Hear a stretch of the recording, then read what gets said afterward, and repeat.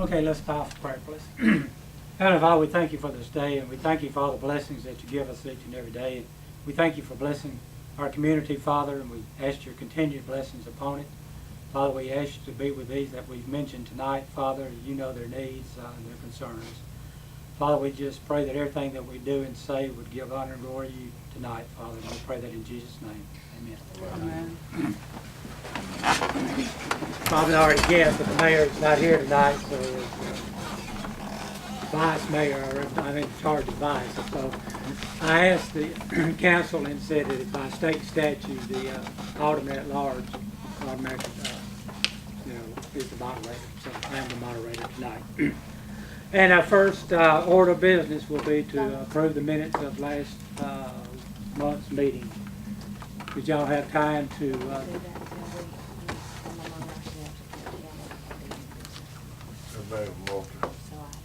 We have a motion to accept the minutes from Fred. Is there a second?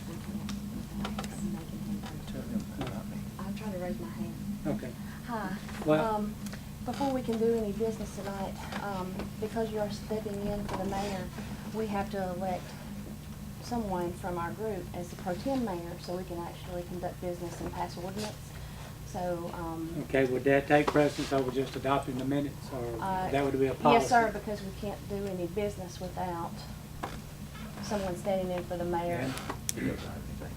Huh? It doesn't hurt anything. Okay. Well, y'all, I'll just make a motion. that was fine. Okay, so I'll make a motion to appoint Donald Gray as mayor pro tem tonight. He is Who a shall- matter pro tem. You have to make a motion. Who shall serve in the place of the mayor during his temporary absence for the duration of this current board meeting today, October 3rd, 2017, based on Mississippi Code annotated 1972, section 21-313. I'll second. Wilson. Okay, so we have a motion and a second. All in favor? Nicole, all against? No. Okay. You abstain. All You in abstain. favor? All right. You abstain. Yeah. Yeah. Don't vote for no sense. Darn, they're pro tem the matter anyway. You Okay. can't do business without you being the pro tem. All right. Now we'll start doing business, okay? Thank you. All right. Have y'all had time to look over the minutes? Fred has already made a motion to approve the minutes. Yeah? He did. He did. Nicole seconded that. Any corrections or? There was something that I think you sent in. There was, the minutes to date have been writing down the motions that are passing, and I think the minutes are accurate up to that. There was more conversation, but we can talk about that another time. Okay. So all in favor of minutes? Okay.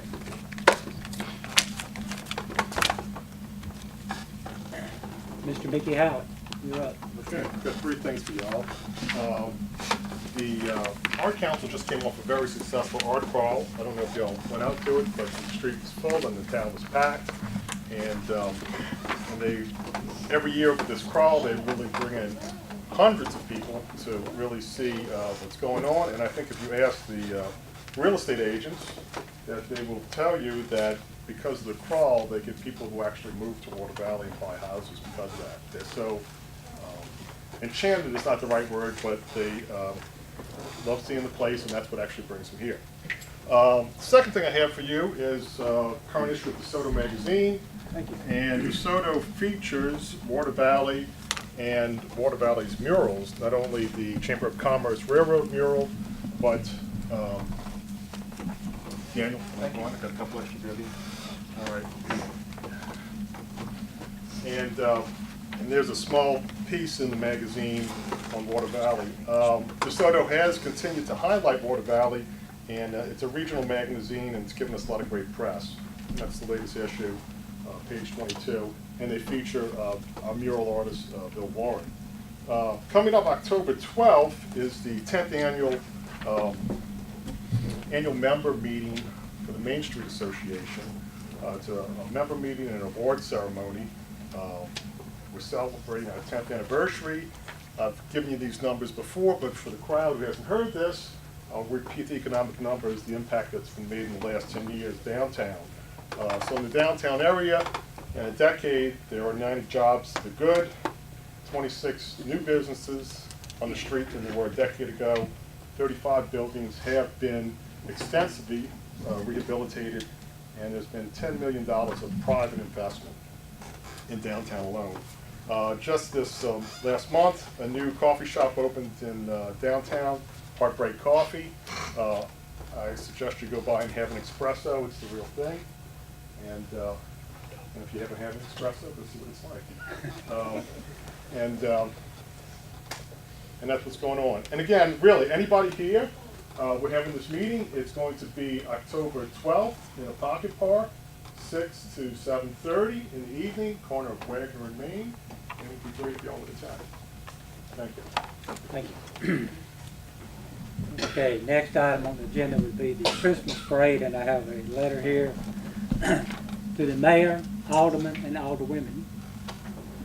It's that time of the year again. On behalf of the Tri-Lakes Fairgrounds Association, I petition the city for approval to have the annual Water Valley Christmas Parade, Christmas in the Valley, on December the 2nd, which is a Saturday, starting at 1 p.m.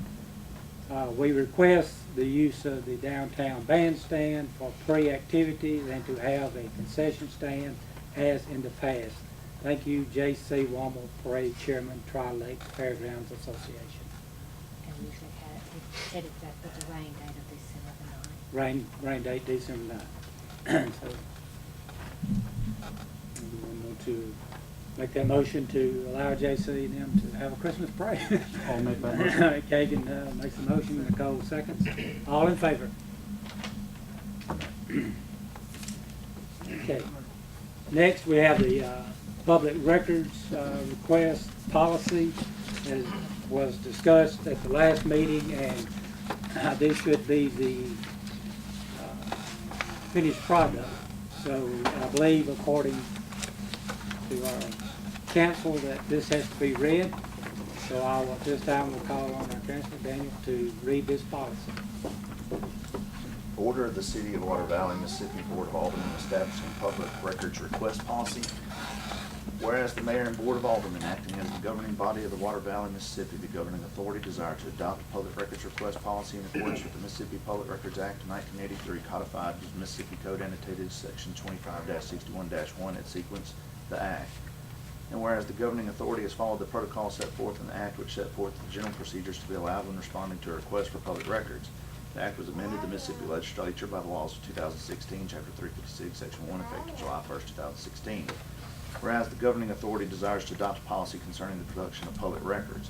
Whereas this order is adopted pursuant to the Act as amended and establishes the procedures by which all records as defined by the Act and portions of such records not exempt from disclosure will be made available in accordance with the procedures set forth herein.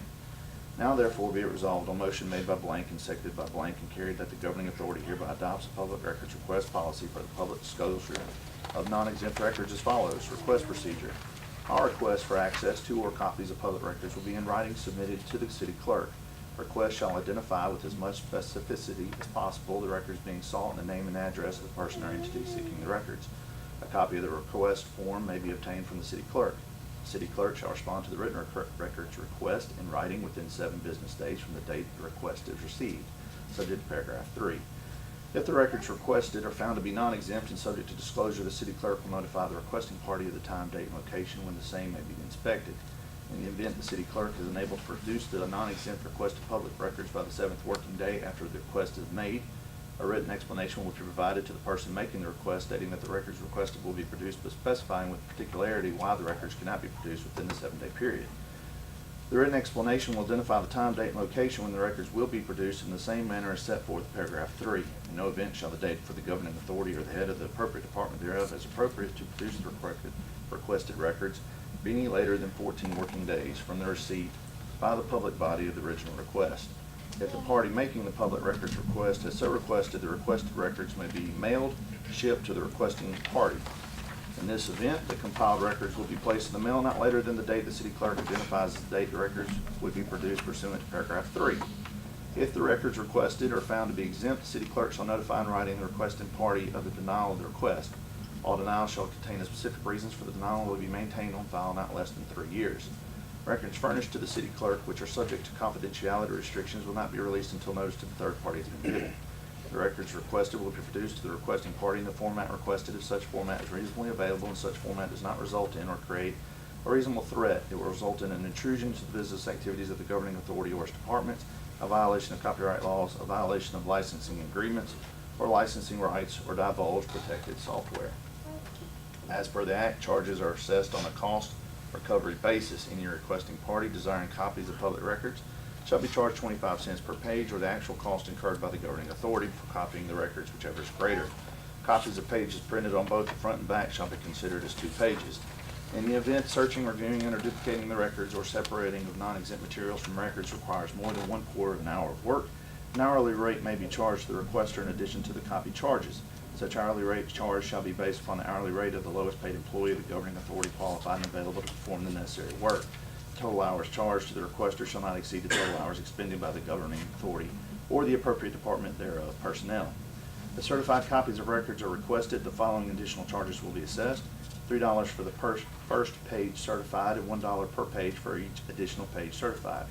All fees required of the requesting party shall be paid in advance of the records being produced. If payment is tendered in the form of personal or company check, then there may be a waiting period up to 14 days for the check to clear before the records are produced. Exempt records. Any record expressly exempt from disclosure or deemed privileged by the Act or any other state or federal statute, constitution, or code will not be made available for inspection or copying. Provided, however, if a record which is found to be exempt from disclosure contains material which is not exempt, the city clerk will separate the exempt material and make the non-exempt material available for inspection and or copying.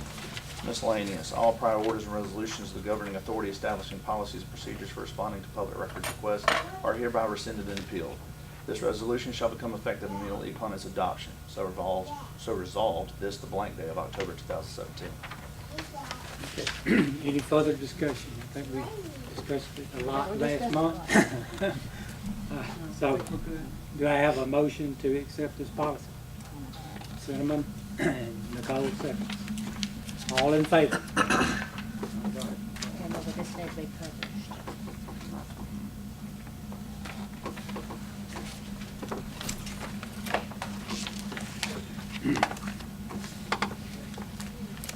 You got your breath?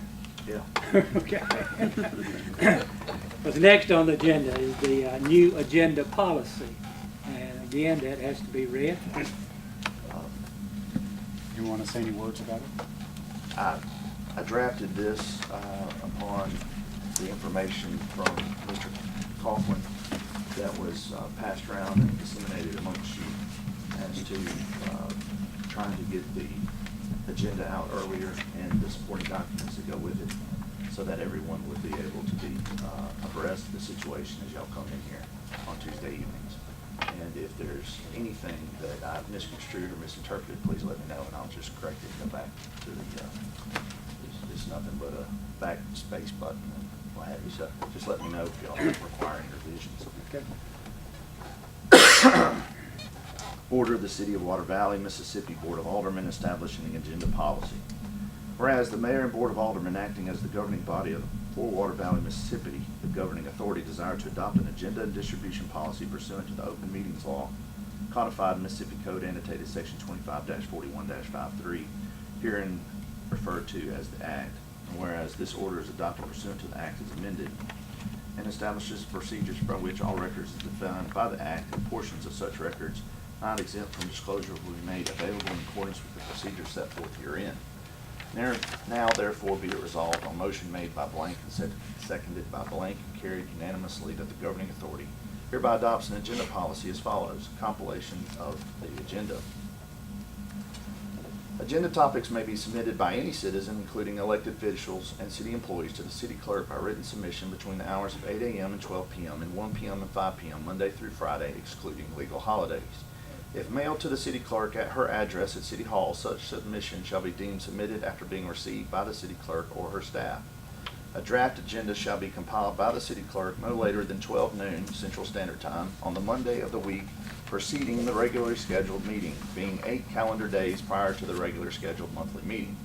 Submissions for consideration to be additions to the draft agenda shall be made as provided herein above in Section 1A. All submissions made by the general public to be additions to either the draft agenda or the final agenda shall be made available to the Mayor and the Board of Aldermen for their consideration as provided herein. A final agenda for a meeting shall be compiled by the city clerk no later than by 12 noon Central Standard Time on the Thursday before the regularly scheduled day for that meeting. Any agenda submission made by the public after said time shall be considered for an addition to the next regularly scheduled monthly municipal Board of Aldermen meeting. Distribution of the agenda.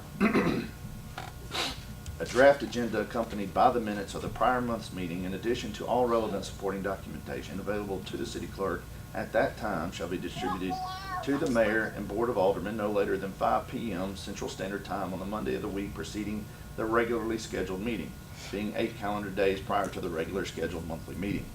Distribution shall either be made by making copies available for pickup at the city clerk's office or by electronic mail delivery to an address provided by the mayor or alderman. Notice of any proposed additions to the draft agenda shall be made available to the mayor and Board of Aldermen within 24 hours of the submission of the proposed addition in the same manner as provided here and above in 2A. A draft agenda shall be posted by the city clerk in City Hall no later than 5 p.m. Central Standard Time on the Monday of the week preceding the regularly scheduled meeting, being 8 calendar days prior to the regular scheduled monthly meeting. A final agenda shall be posted by the city clerk in City Hall and shall be distributed to the mayor and Board of Aldermen, as is provided here and above in Section 2A, no later than 5 p.m. Central Standard Time on the Thursday before the regularly scheduled date for that meeting. Upon completion of an official Water Valley, Mississippi website, a copy of a draft agenda and the final agenda shall be updated, posted on the website according to the same schedule outlined here and above for posting to City Hall. Control over the agenda. Nothing in this policy shall prohibit the mayor or any individual alderman from taking up for discussion in a regularly scheduled Board of Aldermen meeting any topic or matter deemed by the Board of Aldermen to be official business of the City of Water Valley, Mississippi, regardless of whether it is or is not listed on a final agenda. Nothing in this policy shall create a duty or obligation of the City of Clerk to place information or material deemed offensive or unrelated to official business of the City of Water Valley, Mississippi, to him, her, the mayor, or the Board of Aldermen on either a draft agenda or final agenda. All submissions for addition to either the draft agenda or final agenda shall be compiled and kept by the city clerk for a period of 90 days, at which time the city clerk may destroy any and all correspondence, submissions, or draft agendas at any time thereafter. This policy shall not extend to special meetings. So resolved this the blank day of October 2017. Okay, any discussion? Is that covered, Wade? That was kind of, I think that'll help these meetings run far more smoothly. you'll have it in advance, be able to look over it. Okay, do we have that motion? I make a Okay. motion to adopt. And Nicole seconds. All in favor?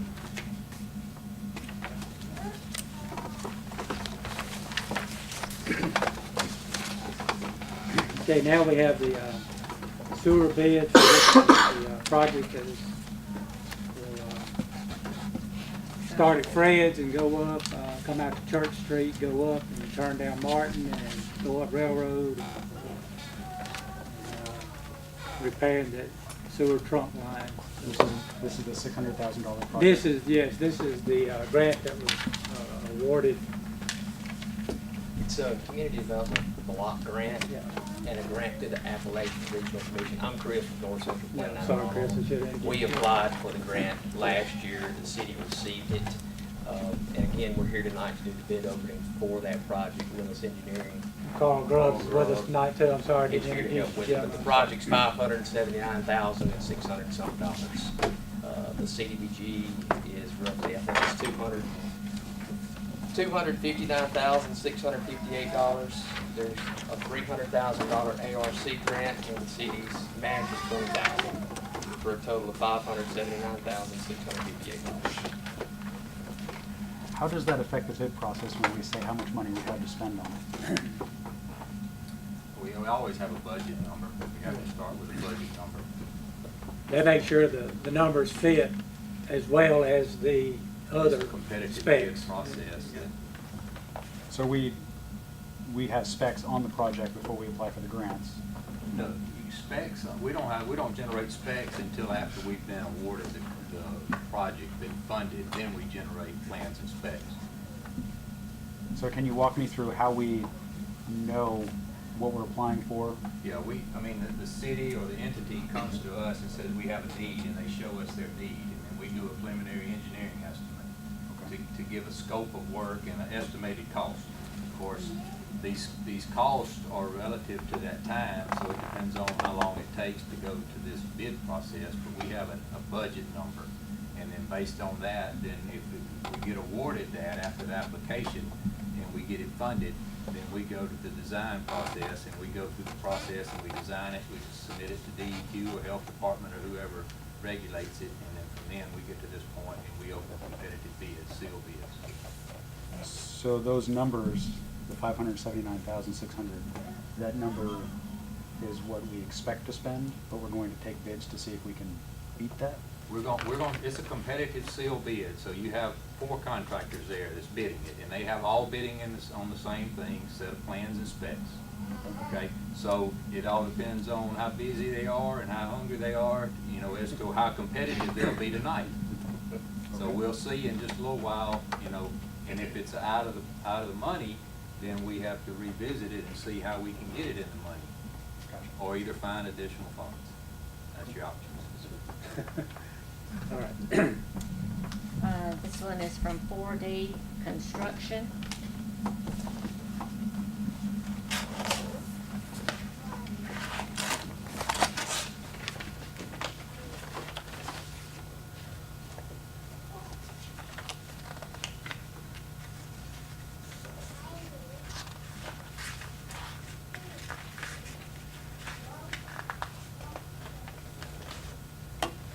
They have a base bid of $459,765.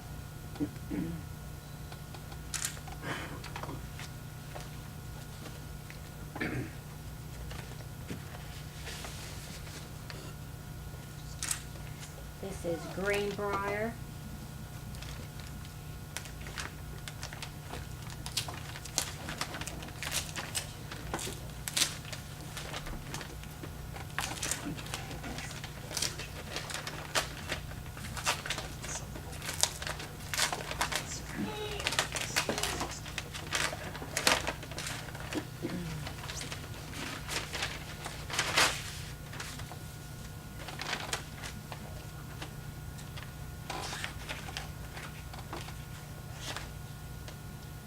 $648,010.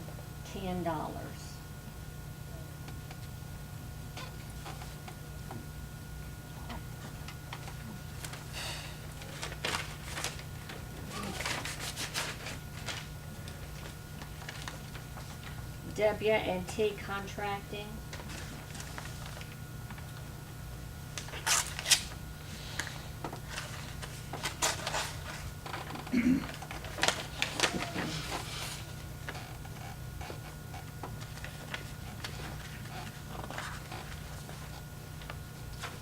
$583,665.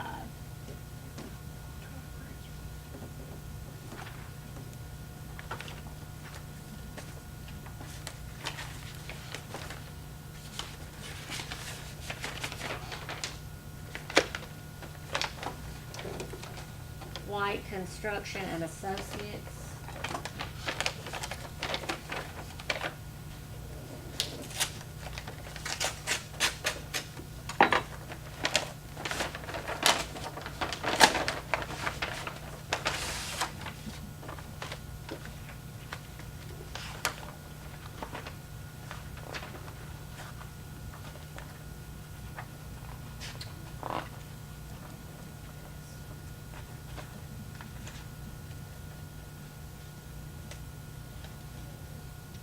$517,098.90.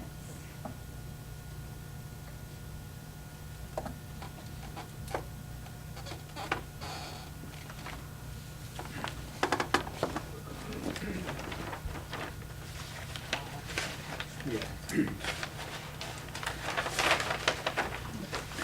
What we usually do is we let our engineer take these. He goes through and makes sure they've met all the requirements of the bids. And he brings his recommendations back to us, which probably will mean a special meeting, maybe one day next week. So, no, we will give them him tonight. He takes them, like I said, looks over, makes sure that everything is just where it's supposed to be. Everybody just kind of, Understand, okay. Just these other three on the list, They did didn't- not turn in they bids. didn't Yeah, turn anything in. They- they bought plans, they just decided not to turn it. Okay.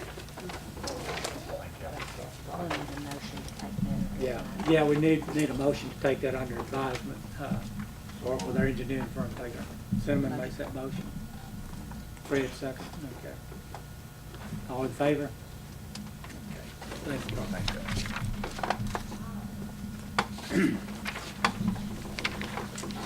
Okay, the next thing on the agenda is, where Vivian attended a court seminar training. Yes. She's already done that, we just have to put it in the minutes that she attended this, that required meeting. September 6th or 8th. How many hours did you get, Vivian? 12. Need a motion?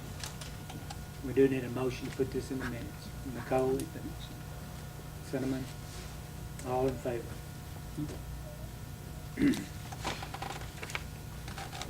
Okay, before we start hearing from the people on the agenda, because we do have a long agenda tonight, I would like for you, if you have a part in your own agenda, to try to hold your comments to 5 minutes or less.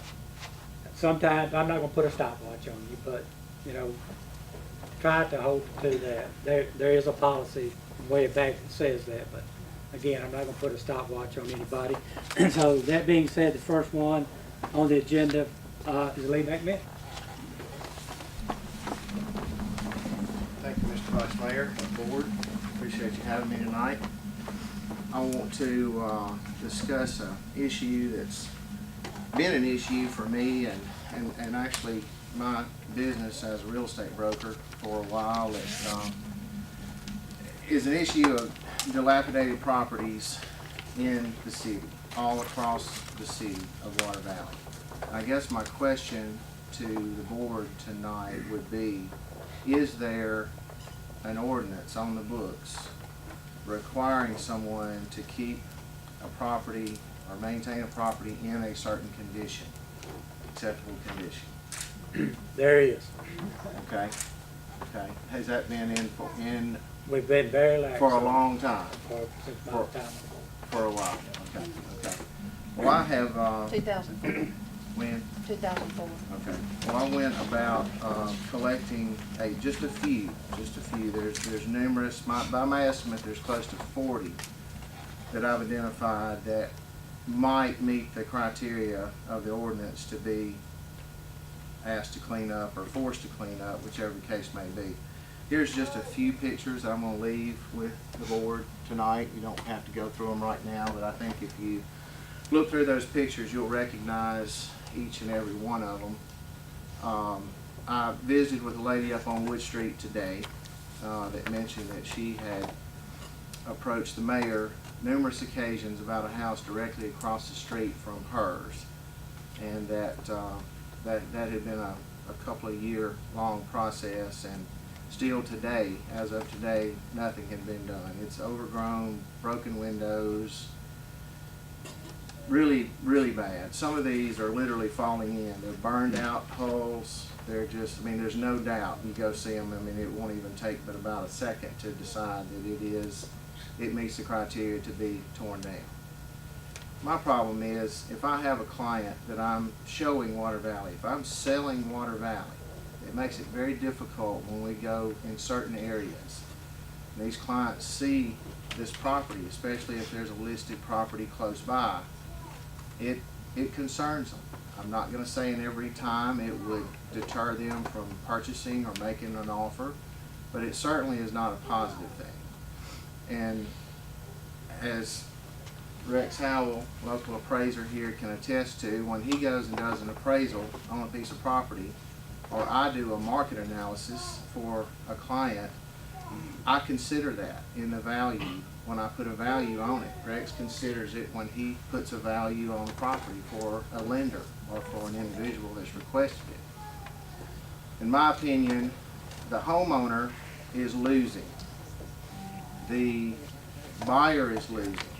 The city of Water Valley is losing, because if the assessed value is affected, that directly affects the amount of tax dollars that can be collected to do nice things like a sewer improvement project or anything like that, as you know. So I would very respectfully ask that the city take a very aggressive effort to not pick and choose one or two here and there, but to actually identify each and every single property in Water Valley, make a determination that it meets the criteria, and move forward with some type of cleanup or whatever the case may warrant. That's all I I have. think everybody agrees. All right, Thank thank you. you very much. I have a suggestion on that, because that's kind of been a pet peeve of mine also. Each one of y'all, us aldermen, represents a ward. Go throughout your ward, write down the addresses of these homes. Bring that list back to our city clerk. She will turn it over to the enforcement officer. And Which is Billy It- Humphries. Billy Humphries. Is he our well, enforcement officer it now? reads that the primary enforcement officer shall be a designee of the mayor and board of aldermen. It can be split actually between two different people. It could be the chief of police. Mhm. It could be Mr. Humphries. Okay, because in If it's a definitions. zoning, if it's some things in there that violate the zoning, it could be Mr. Humphries. But, you know, if it comes down to something that we have to take action, of course, it's gonna have to be the chief. So what are the steps in the policy we have today? It's pretty long. What I would suggest is that Vivian make you a copy so that when you go by these properties, you will be able to identify the ones that are in violation. And this ordinance was written some time ago. I have a question. It says the building inspector would be the primary enforcement officer. Yeah, the Okay. primary.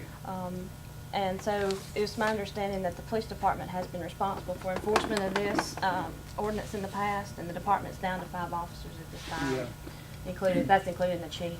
Water Valley's an 11-man force. We need to fully staff that department. Enforcement of this ordinance may cause them to be burdened on the department at this time. However, upon reading this ordinance from 2004, it's got a really long title to it. I won't read it. It's a paragraph Yeah. title. But it includes everything from junk to grass to burnt-out buildings to weeds and everything else. It does state that the chief of police or the building inspector may notify property owners to remedy such conditions. The other thing that, Lee, where'd you go? Right here. The other thing that you can do is, we as a governing entity can begin the process. There's another option, a petition signed by a majority of the residents residing within 400 feet of any property or parcel of land alleged to be in the need of cleaning. You can bring that petition to us, or that group of people can bring that petition to us. The other thing that I like to say is that this does give the city the opportunity to utilize the building inspector, Billy Humphries, to assist in these matters. And also the ordinance states that the primary enforcement officer is the building inspector, so we can do chief of police or building inspector, and that all can come under, we start it or a petition can start it. So I think that we have, in my opinion, opened up our options to have more people be involved in the whole process. So, Well, go ahead. If I may, we've had very good success on a few instances in the county where we had adjoining property owners or property owners in the neighborhood bring us petitions, signed petitions on a property. And we went through the hearing process, and to date, the county has not had to spend one dime cleaning up those properties. Okay. The homeowners, once they knew that we were serious, that it was fixing to happen, they took their own action. Okay. And it took some time, and we allowed them additional time, but the county was not out the money. And in this situation, if there's a property that has to be torn down or cleaned up or whatever, obviously the county takes bids from contractors to go out and perform the work. We pay that contractor, and then we hope that we're going to get the money back in the tax sale if the cleanup fees aren't assessed, aren't paid. I don't think that's ever gonna happen. I don't know that in any case where somebody doesn't pay their taxes, somebody doesn't pay them. So I would think it's you may end up being out some money, initially, but in the long run, you'll win because the neighborhood gets cleaned up, everybody's values goes up, everybody's happy, and even the person who owns the property, it's just, sometimes they just need a little incentive. They want to do it, but it's just logistically, it's a hard thing for them to start that process.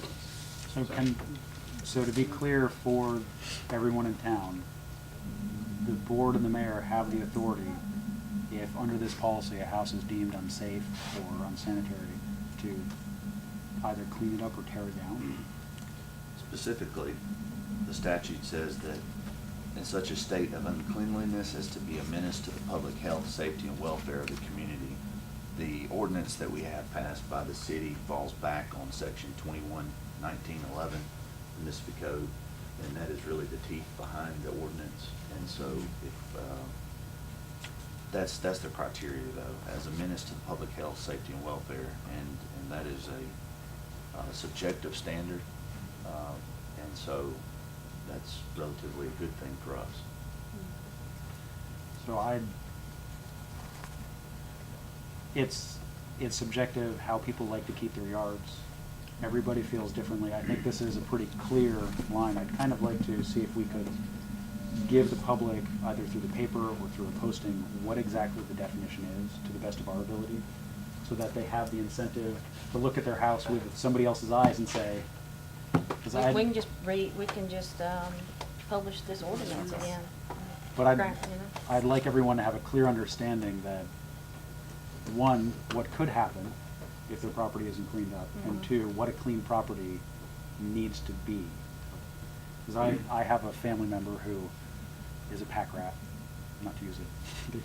I'm glad I don't live near them. They don't see any problem with the amount of stuff they keep in their yard. So it's having a clear line and a clear definition for folks. Yeah. This is real, it's all in there. If I could make a suggestion that and I think Lee's more centered on the forest, not so much the trees, and the fact that there are some clear and obvious examples of which he's trying to point out, and that if we can begin the process by those clear and obvious examples, and then move from there. That's kind of what I'm suggesting. Yeah, I don't think you have to split hairs in any of these pictures that I have here, or any of the some 40-odd properties that I've seen in my own mind. It's kind of like, what is that old saying about porn? You can't really describe it, but you know it when you see it. I promise you, you know it when you see it. Can I see those pictures? Yes, you may. One other quick thing. Oh, I'm sorry. Here's a picture of a car, and I think I'm notified, and this car was taken care of. But this car has 3 flat tires and a busted front windshield. It sat on Wood Street for, I know, at least 3 weeks. Chief, you agree with that? Probably 3 weeks. And I contacted Cinnamon and Kagan just because I had their cell phones and texted them, and they basically said contact the chief, and I did. And within a few days, it was gone. I should not have to make that call. I mean, the car sat there 3 weeks with 3 flat tires and busted windshield on one of the best streets in town, and that's just, It's because our community is so hospitable. They don't want to hurt yeah, people. nobody wanted to hurt anybody's feelings. I agree. Okay, so we kind of came to agreement of how we're going to handle So this. for next month, we'll all bring. Or if you get a list in the meantime, bring it and drop it by. So would the first step be a notice being sent to each property owner? Well, I think the ordinance spells out, what will be done, the notification, and it also gets into the teeth of they could be fined or go further. Could we make a motion to publish that ordinance again in the paper? Yeah, make any motion you want to. I'd like to make a motion that we publish that in the paper again, so that folks get a Kagan chance makes to a read. motion to publish this. And Cinnamon seconds. All in favor?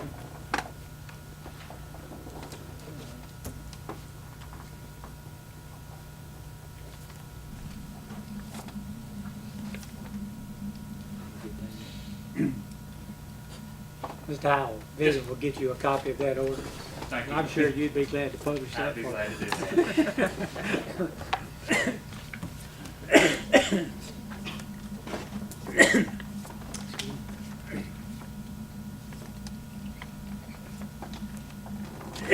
Excuse me.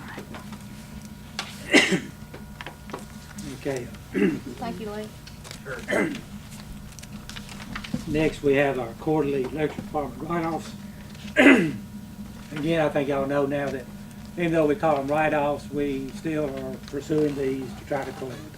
In this quarter, the amount is $4,470.10. It was $44.70.10. So do I have a motion to approve these write-offs? We had a list last time, is it the list available? I didn't get it till today, I'll get it. Okay. And what about the That- hospital? This says that the hospital's still not paying. There's a big note at the bottom of the last time. There was a dispute on who owned the building at the time the bill was due. I haven't been advised No, about that. We can What's ask. at the bottom of this? This is from last Ask year. Crystal about that. These numbers come directly from Crystal to us. Okay. Do we have a motion for Kagan? Motion to recommend. Nicole, second. All in favor? Oh, okay. That's everybody. Okay, the next thing is approval of the final tax exemption from the state for 2016. This was an exemption that we allowed, let's see, this one was, Borg Warner and Allied. This was actually done January the 1st, 2016. This goes to the tax commission and they sign off on it and then they send it back to us to be made part of the public record. So we're not giving an exemption, we're just putting their approval of an exemption into our minutes. It's not brand new. Yeah, it's, no. So, we do need a motion for that. Cinnamon, second? Okay. All in favor? Okay. Okay, next on our agenda is Mr. Willie Fox.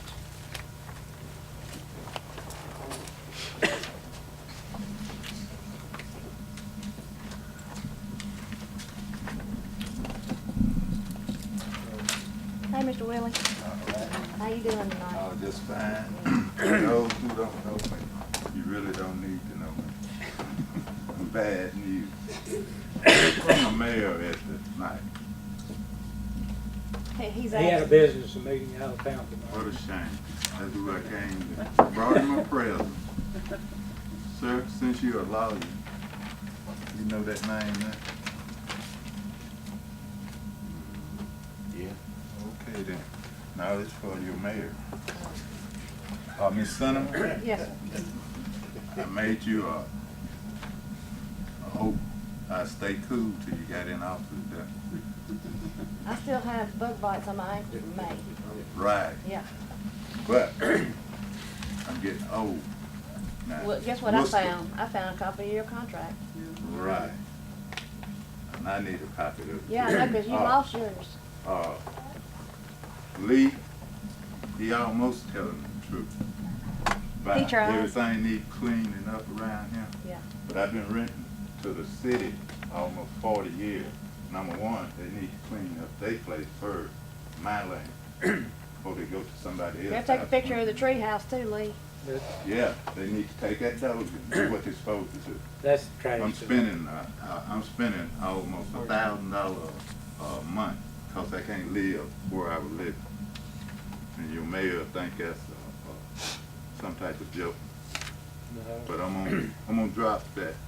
I got 2 questions to ask. And I want you all to do the student a favor first. All them potholes on Davidson Street, starting at probably 916 Daniel Drive. Go through that. Just got on him today about it. He said it ain't his business. By the way, Mr. White, what is your business down here? Just tell the truth. I ain't gonna tell Hey, them well, let's I'm try finna to go. keep things. That's right. So- But I need to know about this stuff. You always know. Pothole and June the 6th, all Miss Snyder had to do is pull June the 6th up. Everything on that, not one item been done. And you're talking about degrading people's land. We do have some bids on some fences. Degrade people's land. There's plenty of beautiful homes over there on Daniels Drive. Just degrading. Mr. Stragan, can I ask him a question? No, let's. Well, I'm gonna let's ask address you, the you the board. vice president. Ask him who he let him come over there on the weekend, bring them big huge logs over there. Then he used the city truck through the week to carry them available. What's with that? They in a big black fancy truck. You know what I'm talking about? I rent to you all 5 days a week. But we do pay you rent for the. You pay me chicken change. Chicken What- Can change. someone explain to me what we're talking about? You don't know, Oh, but yeah, yeah. let Miss Cinnamon bring you over there one day. Matter of fact, this evening after you You get want to out. take this one? No, Yeah, that's, you all, that's fine. I'm through with All right, it. thank You you. know what I mean? But June the 6th, remember that. Okay. You all have a nice evening. Thank you. I have no idea what just happened. Could someone please fill me in? This, go ahead, Steve. City rubbish dump. Rubbish dump, we lease from them. It's where they take debris down and it's a rubbish dump, not anything like plastic, Not things, not like a trash, landfill. trees, But limbs, it's, yeah. leaves. So, for quite some time, I think since 1990, Mr. Fox has been in a lease agreement with the city, for us to dump this rubbish into, Yep. there's these big gullies on the property. And so, there's nothing else you can do with those gullies, so he leased the land, and the city's supposed to go in and dump what the appropriate. No, the electric department, Rubbish street department there. cuts down trees, Right. limbs, trash. Right. I mean, Um, like I said, Contractors it's, come in. yeah, yeah. Coming in and dumping. They Yeah. pay the city a fee for Right. being able to dump Yeah, it. that's right. Right, and we have an annual contract with him. I did pull the contract, cause he couldn't find his, so I asked Vivian for it and she gave it to me. But I did look through here, and the last update we did on this contract was 2010. It's for every 3 years, I'm sorry, for every 3 years, the agreement's supposed to be renewed through the city. I don't know, Vivian, if he has been paid for 2014, 15, 16, or 17, because there's not a renewal has been in paid. 2013. It has been paid, So- I promise you. Okay, so we need to add to this. I see all the ones we updated since 1990, every 3 years, there's a new one, the board passes it and all that stuff. And the last one that was passed, was in 2010. Of course, everybody voted yes every single time, and expired 3 years later. So did we just, as a board, receive a request to look at potholes? And then, Mr. Willie gets on a tangent sometimes. The last time he was here, I was not an alderman. Yeah. So I have prior knowledge of it simply because I was in the audience at the time. That's where I got my information from. Are we going, what I would like to ask is, are we going to continue to go forward with this land use agreement because it's expired? Or, but Vivian said it's been paid, so I don't know if it's expired or It not. has been paid. Okay, Let's, so I don't know what to do with this. well, let's land. let our legal counsel look at that and see if we need to do something. But he has been paid in advance for Okay. this. But he's not currently under a land use agreement with us. Under a lease agreement, if the lease agreement expires, yet the tenant still keeps using the land, it's a holdover tenancy. And so we're most likely under that holdover terms. However, if y'all would like to review the lease and look at it again and decide whether y'all want to revamp it, that's fine as well. I've got another question about this. Do we have more than one brush dump, or, No. No, not. so why come the brush is going out to the city landfill, or county landfill? Where we go to county landfills is because it's more easy, some of the bigger stuff, but we're filling in the rubbish dump. And when they bring these big laws in the city, whatever, it's more harder to cover up, it's so much to work around with what we have. Okay. So the days of what we're doing now is we're short-handed employee worker-wise, so we take and pick up county and city rubbish stuff there, and we just haul it to the county at one time because they're short employed, and actually, Well, why are we picking up county rubbish? we can't haul it in our dump.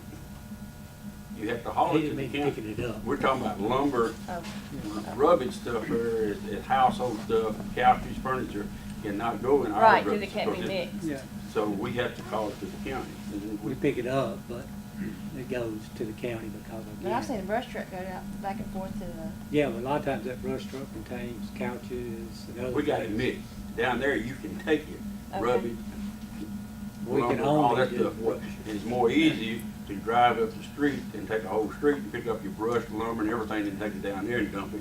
Then kind of go up here, because if you get up here, then you got a criteria, you got to deal with the EPA or what, because you got plastic bottles and garbage and stuff. I'd rather see it go in. But you haul it down yonder, it actually is more convenient on some of it going that way, because when you haul it up here, you got. how much does it cost, fuel and tires and all that stuff going back and forth to the way out there than right over here? I'm just asking questions. I haven't sat there and figured, but When I mean, hear something, it- my mind just starts. It's cheaper, in Asking. the long run, it's cheaper for us to go to the county, because you gotta turn around and you get dirt, you gotta push it in, you gotta fill it, cover it up and everything, and the cost of the machinery, the labor and stuff, a lot of it is more easy to go that way. Well, is it worth having this land use agreement? It is I'm for if Yeah. they, For- when it falls on Monday, Wednesday, and Friday, if we pick up anything, if it's brush, your grass debris and stuff, we can't call it to the county, so we have to haul it, we can haul that to our rubbish, How much does it cost to go out to the county? $30. $30 a load? How many loads do we usually take out there? Some days That's we got, take- that's got branches and stuff in it. On an average, we do anywhere from 2 to 3 loads on Tuesdays and Thursdays, it depends on, and then we have hauled up to 5 loads in a day. It depends on how much, we have 2 trucks, and where we can run both trucks, that's where we go. Okay. But if it's not the day that the county's open and we have just the regular, what we could put up here, we take it to ours. Gotcha. Was Mr. Willie expressing dissatisfaction with leasing the land to the city? I don't know. I can't answer for Can it, it. you have to ask him that. Where'd he go? Fred says nobody can answer. Did he- Oh, he's gone. Okay. Speak on it. All right. If he's not here, Okay, He's let's gone. let's move on, okay? Next on the agenda, Mr. Terry Warren.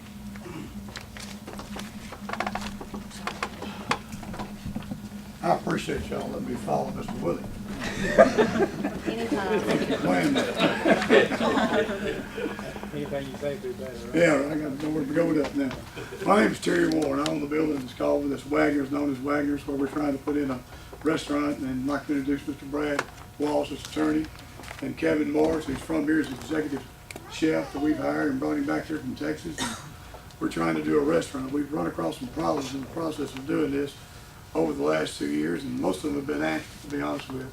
Mayor has talked with me, we've gone through a lot of things, we got a lot of them clarified, but when we got the attorneys involved, things changed. So we wanted to look into it and find out about some things, and I have several things we talked to him about. I think if you want to do it one at a time, then I'll say one, then just one at a time. The first one is the beer law, where it, where it talks about anticipation. You can serve a beer with anticipation of a meal. And we need a clarification on what that means.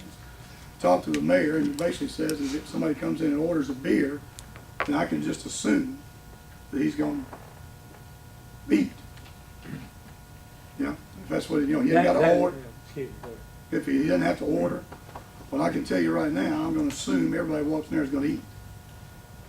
All right, now, the other question about that is, and this is a legal question, Mr. Archie Manning comes down there and he knows me. He stops by every Thursday and comes in and has 3 beers and leaves. Never eats. What's my liability here? None. No, they're not gonna enforce that. Well, when we passed, because I was on the board at that time, I think our legal counsel at that time also told us that we would make that assumption, and we're not gonna be out bird dogging you or anyone else. We're gonna, if you have a restaurant, they come in, order beer, I mean, we're not going in there saying, we stopped. No, who's gonna do that? We're not gonna do that. And that was the assumption at the time. That may have been, quote, an assumption. They need further clarification. Well, here's the deal, that clarifies it for me, but if you're not gonna enforce the law, why have it? But it's, I mean, we could. That's right. Yeah, we It could. gives you a but, big foot on my throat. Yeah. That's my whole point, is that if you get mad at me about something, you say, well, we just wanna do that, or anybody, it doesn't have to be anybody. But, when that law's in place like it is, you can read it like you want. What it is, it's just very vague. And we're very worried about it. We're talking about a several $100,000 investment. We plan to feed 200 to 300 people a night. We're building this in Water Valley, and hope every one of you eat with us, but we're trying to drive people to Water Valley to this restaurant. In our studies, they're not gonna come to Water Valley to buy blue jeans, but they will come eat, won't they, Kate? We have a lot of people from all across town, and when if you serve them right, everybody likes to drive and eat. They don't mind driving 20, 30 miles, and that's what we're doing. But we don't want to have a problem with that. So my request to the board is just do away with the law. The only difference in it and the state law is very few. Is it requires 50% consumption of food, which we can live with. Everybody, we're not going to be a beer store. And the state law requires 25, I believe. That's right. And we see so very few things, but that's the big one. If you're not going to enforce it, why would you have it? If you're not going to enforce expired tags, why put them on there? And if it's part of the law, force it. But what we're scared of is when you decide to enforce it. I've been spent several $100,000. I can share it with him because he'll tell you. And then all of a sudden y'all decide, well, we don't like the way this is going. People are coming in here drinking, and we're going to go ahead and start enforcing that law. And I'm out about $1.7 million, $1.8 million. Shut me down.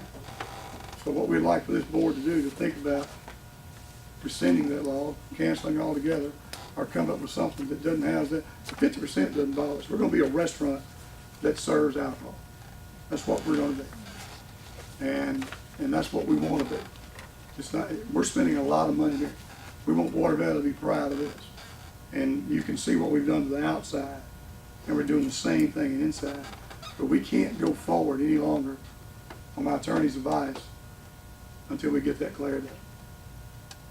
So What is your plan? I've heard lots of different things. So what is your concept plan? we have some plans here we're going to show you. Okay. Kevin, you can lay it out here for them. And we plan to put a restaurant in the bottom left side, Okay. which will seat about 100 people approximately. There'll be a country store on the right side in the front, where we'll sell items and all these things. In the back part will be an enormous kitchen, about a $350,000 kitchen, so we can do catering for other areas. There'll be bathrooms downstairs. There'll be a staircase in the store that goes up and enters from the right side to the left side, and that'll be your bar area where we'll still serve food. There'll be a bar in there. There'll be 2 stages in there, which we'll discuss later. One small one and one larger one. And then the balcony out front will be able to seat about 32 people. We guess what the upstairs can seat 80. Well, right now we have it set up for 120. But that's a lot of people for Water Valley. But and then the bathrooms for it will be on the right side, and then the top right side will be a venue for weddings and things like that. And you can look at it and see we spent a lot of money on that right there. What's the specialty store? That's what we're talking about, a little country store. So we'll be selling things like frozen yogurt, ice cream, sodas. We're going to do the 5 and 10 cent candy thing just like Russ have. We got the old Russ signs. We're going to have that built into a table. 5 and 10 cent candies. Kids can come after school, get treats and things like that. We're going to have So you're fresh keeping the baked old Russ cookies. tables that they used to put all the candies in? We had them all, but we tore them down to rebuild them. Okay. We saved all the We're wood rebuilding we them finished. into the area in different Oh, areas. yeah, okay. They were too We big. use every as piece they of were. lumber, out of the Yeah, they ceiling, would be. everything Okay. somewhere. But, we want to know what y'all think about it, Any comment? Any comment? Is the anticipation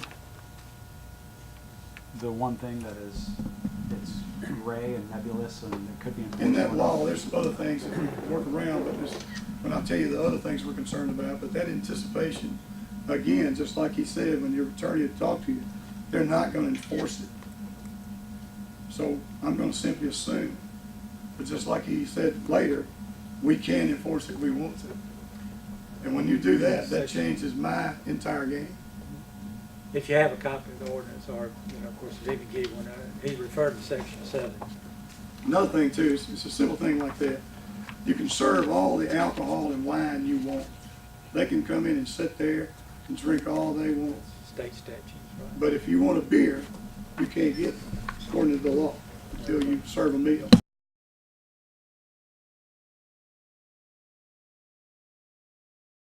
So, you know, Archie and Olivia come down here, and Olivia likes a little bourbon, and I tell when they decide, I say, She's okay, but tell Archie. say, Archie, you can't have a beer. You know, you got to eat first. And look, I'm gonna tell you, the law is just really silly. It's really silly. We've shared it throughout communities all over Mississippi, even in Texas. No one's ever seen anything like it. I'm not sure it's constitutional, to be honest. I would refer to our council for it's constitutional because that's above me. Is that, could we discuss, or is there anything, I'd like to discuss with the board. Yeah. Okay. Oh, did Well, you want to, do you have I other got some other points? stuff, yeah. Do you want to just Let sit him off finish and the discuss or point, and then continue we'll try to on? address it. Okay, I'm with action. let's get Well, all the here's- points and Yeah, then. here's the other thing, the noise ordinance. Jason Aldean, y'all heard about the thing. His road manager's a friend of mine, and they work with new talent. And he's made an agreement with me that he'll bring Nashville talent down here. And that upper stairs, the reason it's so big, we don't need it that big really, is that we will bring beginning talent and bring them through them and set it up in a venue where they play music and, you know, like a little small mini concert. Outside on the porch, we want to have some small speakers, you know, they're going to eat things, nothing loud. And that could end at 10 or 11 o'clock, whatever it is, whatever you want to do. Inside, we're going to have, most nights, a one-man band playing with, you know, we're worried about amplifying the music, but, you know, it'll be a small amplifier, but then there'll be days that there'll be a full band in there and play. Some of the things we've come up with is to spend the money I'm spending on this building, we're going to have to use it all we can. Weddings, sorority, fraternity swaps, things like that. And we want to get those involved. They come down, we bust them down, bring them in, put them in the building, do whatever they do in there. I've never been to one. And then take them back to Oxford. Well, you win a lot of ways because that's 200, 300 students that will never come to Water Valley. Right, Kathy? Kathy's done all these. She's very familiar with that. And they're going to see Water Valley. If they like what they see, they will come back. They're going to see your restaurant, things like that. There's a lot of nice restaurants around here now that's doing well, but what you need is people. So what we're trying to do with this, So you plan on busing people in? for those, just those events, for events. You know, that's what they do that in Oxford. They meet in one space, you know, because they're drinking and they bust to the square even. Right. And it'll just be a 20-minute drive instead of a 6-minute drive. And we've already got some people to do it. We're not sure what the venue calls. How late can you serve here? 11. 11. So we were told 12. It's 12. It's Well, 12. 12, sir, yeah, but I was looking at noise ordinance. It's 12. Yeah. Okay, and the noise shuts off at 11. That's right. So we would like to extend that 11 to 12. We will call last call at 11:30, 11:40, just like they do in Oxford, and have all the alcohol off the table off 12. Two different ordinances he's addressing. Well, that's right. We just, Well, you know, but they there's all work one- together. Yeah, You know. yeah, but I'm One just for their nested inside clarification. the other. And, you know, stuff like that, you know, like, we plan to be able to watch a ball game, you know. We're gonna get most of our traffic from Oxford. Terry, another thing on the noise ordinance, how are we gonna judge that? Because really it just says no loud noises. You don't have a decimal reader to really tell us how loud we're being. So say at 8 o'clock we start a concert, somebody walks by and says, hey, they're being too loud. They call the cops, they come shut us down. We lost all our money and we have no really right to say, you know, how loud we're actually being. So how Especially do in a we wedding judge setting. the level of volume that we can go? What we propose to the mayor is that when we do a private party, like we're talking about, that we come in and get a permit for each one, so you know it's legit. Pay a fee, tell them how many people's gonna be there, who it's for, pay a fee and give them the time frame. You know, we're gonna be playing music till 12, we're gonna be out of there. And so we know that we can do this. We have no problem paying that fee and things like that. But that's the only thing we could come with, so you'd know that it was legit, and we're not trying to, you know, trying you in any way where we're just sitting there drinking, doing the whole thing. Now, we don't think, other than private parties, we think that this will be about the meal. People that's there at the party are gonna do it in Oxford. If they get ready, they're gonna go to Oxford and party. That's what we think. Now, the beer brewery here, on Friday and Saturday night, they do really well, don't There's a lot of people there. they? Yeah. Well, some of it's the music, not the beer. And we think the music is as much part of this as the good food and the atmosphere. We're gonna build this, it's not gonna be about Ole Miss and Mississippi State or whatever. It's gonna be about Water Valley, the Wagner family, things like that. And we wanna make it about Water Valley. We're hoping that we create enough traffic that they don't just come eat with us, they come eat with everybody. No one eats at the same place every time. And that's what we're asking you to do, is help us put this together. It's a huge investment. And it's not, I can tell you this, and Kagan's experienced this in some things, some of these things, I'm doing this for my hometown. I grew up here. There's no way for me to make any money in this thing right now. For a long, long time, the investment we're having to make. There's just no way. And when I say 200 to 300 people, that's not unrealistic. Taylor Grocery feeds 250 to 350 a night. But they're feeding Oxford. They're selling the atmosphere. But they got good food, but the music is the thing. So we think the music's a large part of it. And, you know, we want y'all to consider to allow us to do this. We're at a point right now, we either got to get in or get out. Kevin's here, you know, I'm paying the man over there. We need to be cooking, making me some money. And if you've had any of his food, it's good. And, but, you know, we have another location in Oxford that I own. And if we can't get this worked out, we're just going to have to go up there and do it. We'll finish the building, put bathrooms and electricity to it, but we'll just simply rent it out. Where's your other place? What's the name of your other restaurant? I don't have any more, we just have another place we can build one. Oh, I thought you said you had Down already by had next to another Rebel restaurant, Wags and you're up gonna there, yeah. do another one. Okay, Yeah, gotcha. Okay, sorry. I don't know anything about the restaurant business, that's all Kevin. All right. You know, I can get the building ready, and the other thing, and you know, we've really struggled with Water Valley.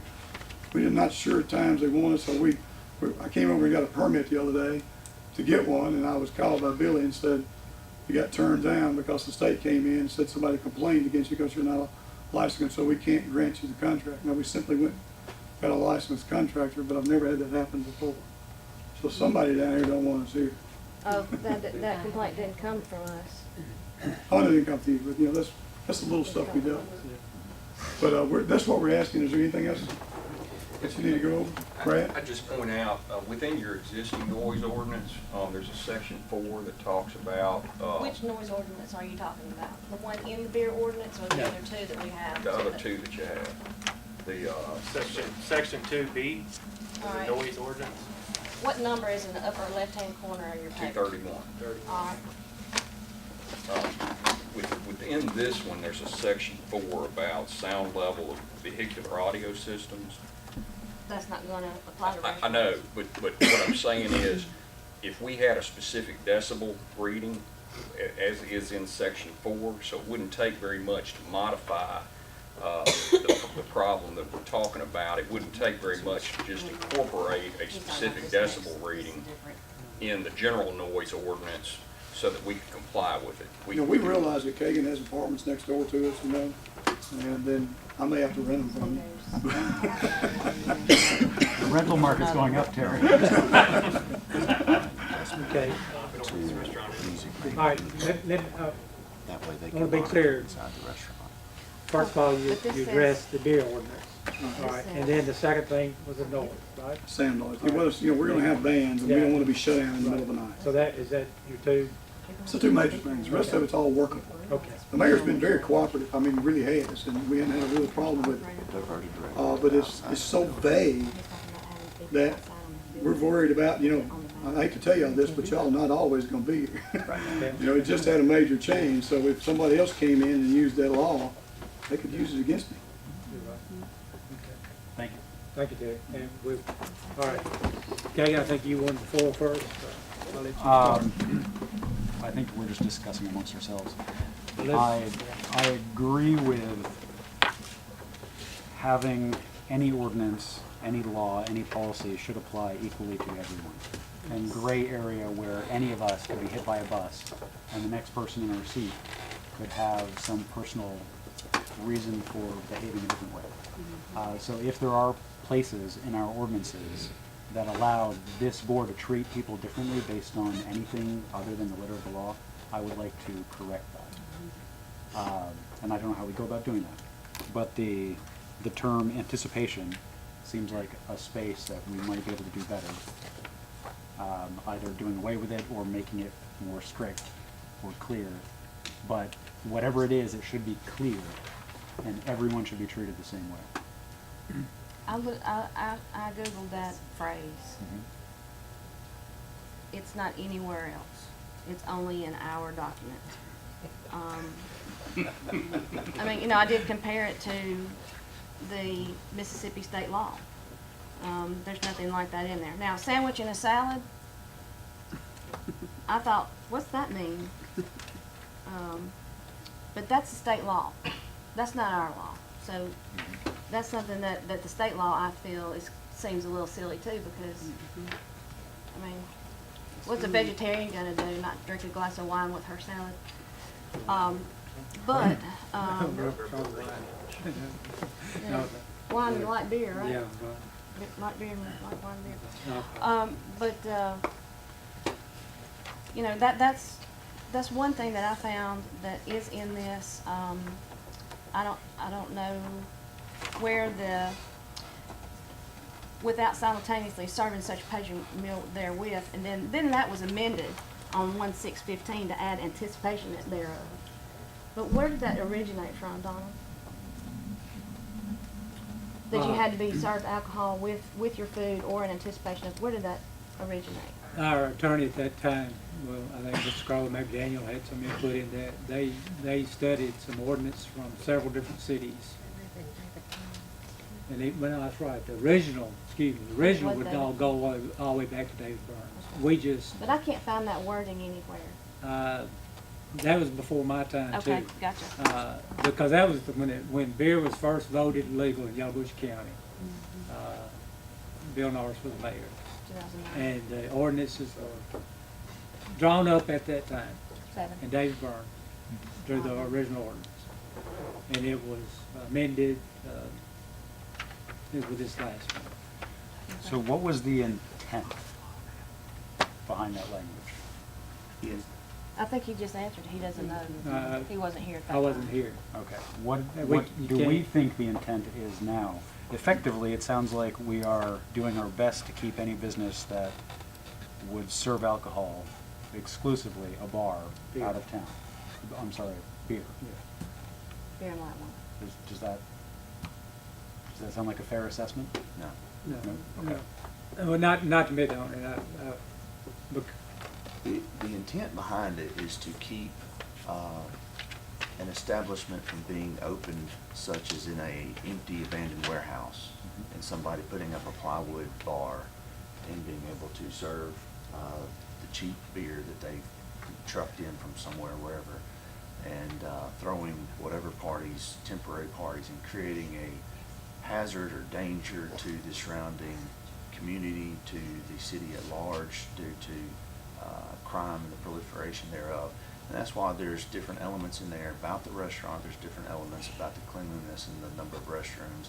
And so there's different facets of the ordinance which were introduced, which the intent was to provide a safe and hospitable place for someone to enjoy a beverage, while at the same time maintaining the integrity of the surrounding community.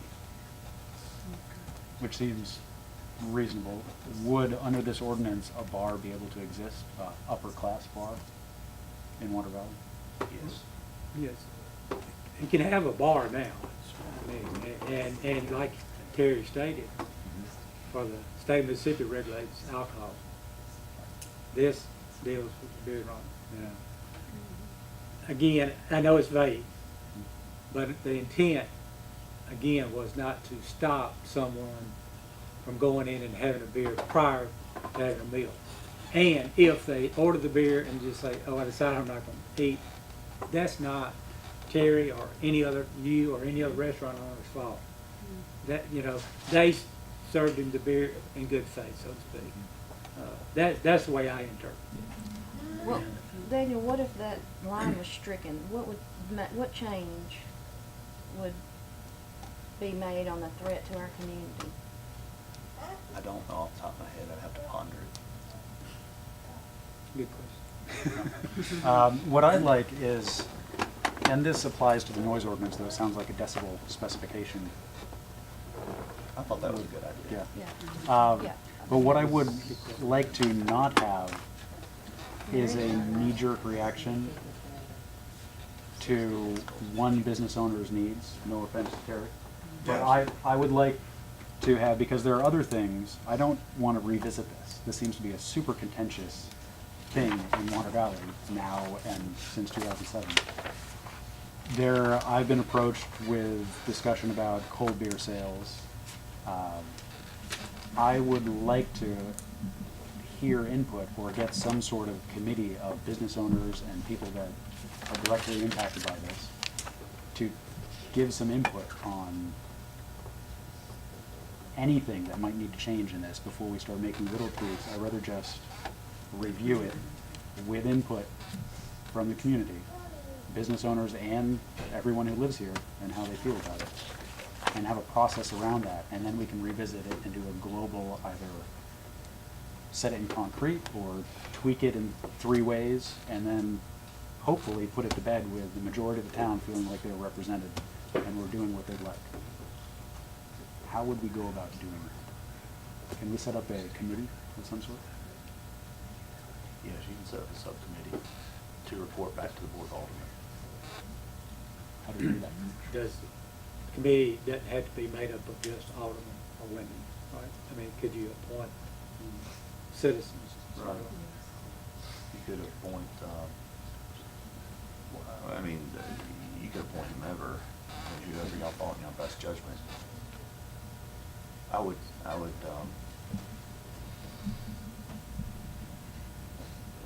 for time reasons, I want it to be as expedient as possible for everybody's concerns. Okay.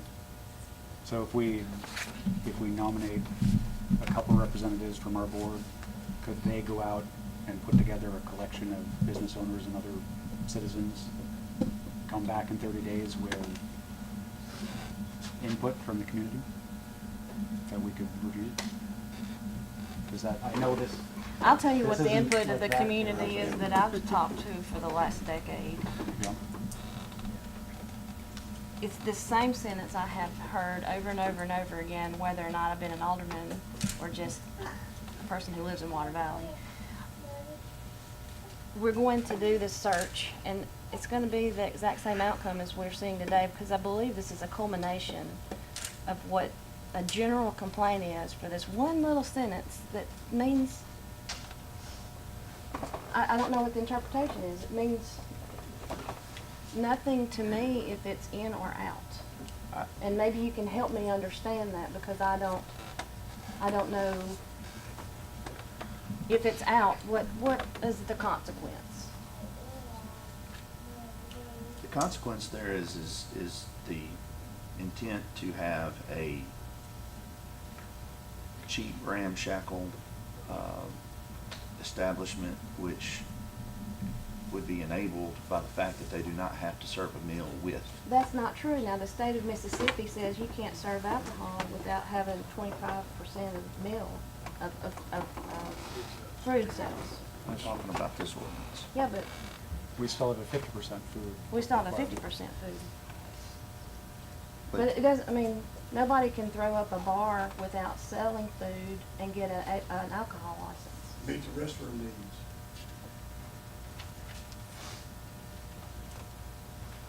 I personally don't like going to a men's restroom. Really nice porta potty, but good enough for that. Yeah, I try to avoid those too.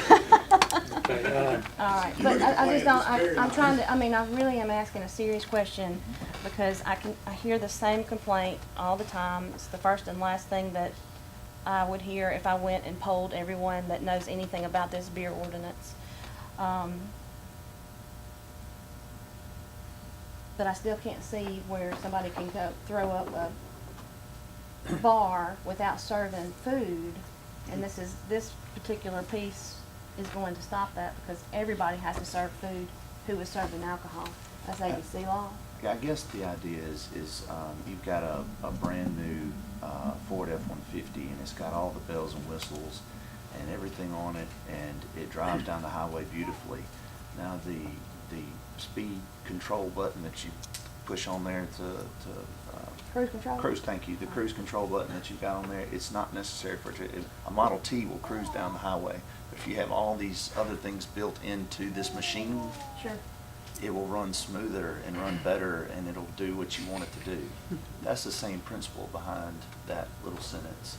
It's like another little facet of the big overarching idea. Okay. How do you enforce this if it were to be enforced? How is it, I mean, I how thought that would? was a good analogy. It wasn't pretty, I it took me a liked it. second, but it was pretty I good. like it. Delete But that you know, option. on the beer thing, you're gonna have people split right down the middle. I mean, I know that. Everyone pretty well knows me that I don't, consume any alcohol, but I don't care if you do. That's your Right, business. yeah, and I don't, And, that doesn't but so, seem to be the point. it's split down the middle. I hear from both sides, as Right. I'm sure y'all do too. I'm also in favor of businesses growing in Water Valley. So I'm conflicted. I am. We plan to hire about 40 to 50 people. And, This is not a lady operation. so, do you do something that stops business? What I would like, and I think there are enough provisions in here to stop a warehouse with sawhorses and a piece of plywood and a keg, without this sentence. But I think next month, someone is going to come in here that retails alcohol, and they are now losing business, a couple $100 or a couple $1,000 a month, to a county business that can now sell coal. And so rather than piecemealing tweaks, I'd rather take 30 days, I hope it could be done in 30 days. No, I think one of the biggest criticisms that was valid about the last process around adopting this beer ordinance is that there was no process for the community to give input. That's And that's true. no That's independent true. criticism of anybody in particular, that's just, people need an opportunity to participate in their own government. And yes, we're representatives. But I think giving folks an opportunity over the next 30 days, especially folks that have invested a lot of money in our town. Remember, our property taxes contribute 19% to our annual budget. Our sales tax is 18%. So our retailers and our businesses put as much in as we all do in our property taxes. So they have a voice. And I'd like to know what they think, and just do it right, do it once, and move on to other more important things. That sounds reasonable, very reasonable. So, if I could, how would we go about setting up a committee? Motion. I would make a motion that we establish a committee to review this and bring back advised amendments based on input from anybody they deem should participate in the process. Can you better define Yeah, it be to how more many- specific. How many people? I would say a committee of 10. Gotta have at least 11 or 9. Oh, really? Oh, right. A committee of 11 then. That's a lot of folks. It is a lot of folks, but we have a lot of businesses. But you have more than businesses. Right, and we have civic leaders, and we have non-leaders who are civic-minded. But I don't know who we would like to appoint to lead up that committee. I'd like our legal counsel to be one of those 11. Could you be, or would you have to be? I don't see any reason why not. Okay. Because if we have a motion that, I'm still a little fuzzy on this process. yeah, I am me too. I'm fuzzy. And- on and I'm what I'm almost- fuzzy on. And I know we have a motion on the floor in a second, so we have to honor that. I'm happy to revise my motion. Well, I want to make sure I know what your motion is. Yeah, I'm still confused. And for these 11 You, people that are going out. you proposing that a committee be appointed or elected or I would like to- chosen? How, I mean, I mean, how is that process even gonna how be done, do be you carried out? legally? I don't know. All right, why don't y'all each, this is a suggestion, that you could appoint, y'all appointed me collectively, maybe, and that y'all could each appoint then additional 2 people who then report back to me. So that would be the 10 plus 1 is 11. And then we have a meeting in 15 days that y'all are not a party to because we don't want to violate an open meetings law. So it'd just be me and the other people, and then we turn around and talk about it and collectively come back with a suggestion at the next board meeting on revisions to this, and we would give one person appoint one person out of that 11 to present the whole idea back to the Board of Aldermen, but the other 10 would be here. I love it. I make a motion for that. That's what he said, right? Okay. We don't have. Where's the tool for asking these questions? You know, when you do research, you have to develop a research tool. That would be it. And then you have to have, I mean, so what questions are we gonna ask? Who are we gonna ask these questions of? Which questions? Exactly. I don't have any questions. You just asked him which questions, and he asked you back which questions. Yeah, we're supposed to go, who's supposed to get, okay, you're appointed, for example. So you're gonna go out and do what? I'm gonna wait to see who those 2 people show up from each of y'all, and then after I have the 10 people together, we are gonna sit down and go over the statute together, our ordinance, and then we're gonna discuss at large what issues we have with the ordinance, and then those issues would then come back to you and say, So we're supposed to appoint 2 people out of our wards each and make It 10 doesn't people? have to be from our ward. does it just appoint 2 people? Okay. So- Just a random 2 people? So if I were trying to get the best representation from the town, Mhm. in my mind, I would think a Mickey Howley and a Tommy White should sit down at a table and discuss what they'd like the future. Should sit down at a table. Excuse me, order. Tommy Well, White yeah, lives in the well, county. well, We, no. excuse me, Yeah. we have a community that has grown together and we are successful together. And I understand that we have differences, but when we laugh at large in a community setting like this, we disparage each other because it puts to somebody who doesn't know us as well as we know each other, they don't understand what the laughter's about. Yes. So I caution people about Yeah, laughing about comments. absolutely. And that was not a joke. That is the kind of sit-down that I would like to see happen, because those represent The 2 sides I was the talking. 2 sides of our community that have discussed this in friendly fashion, Yeah. for the and most just part. FYI, I talk with Tommy all the time. I eat his gumbo, so And- it will work. And compromise has to That's be right. made in government.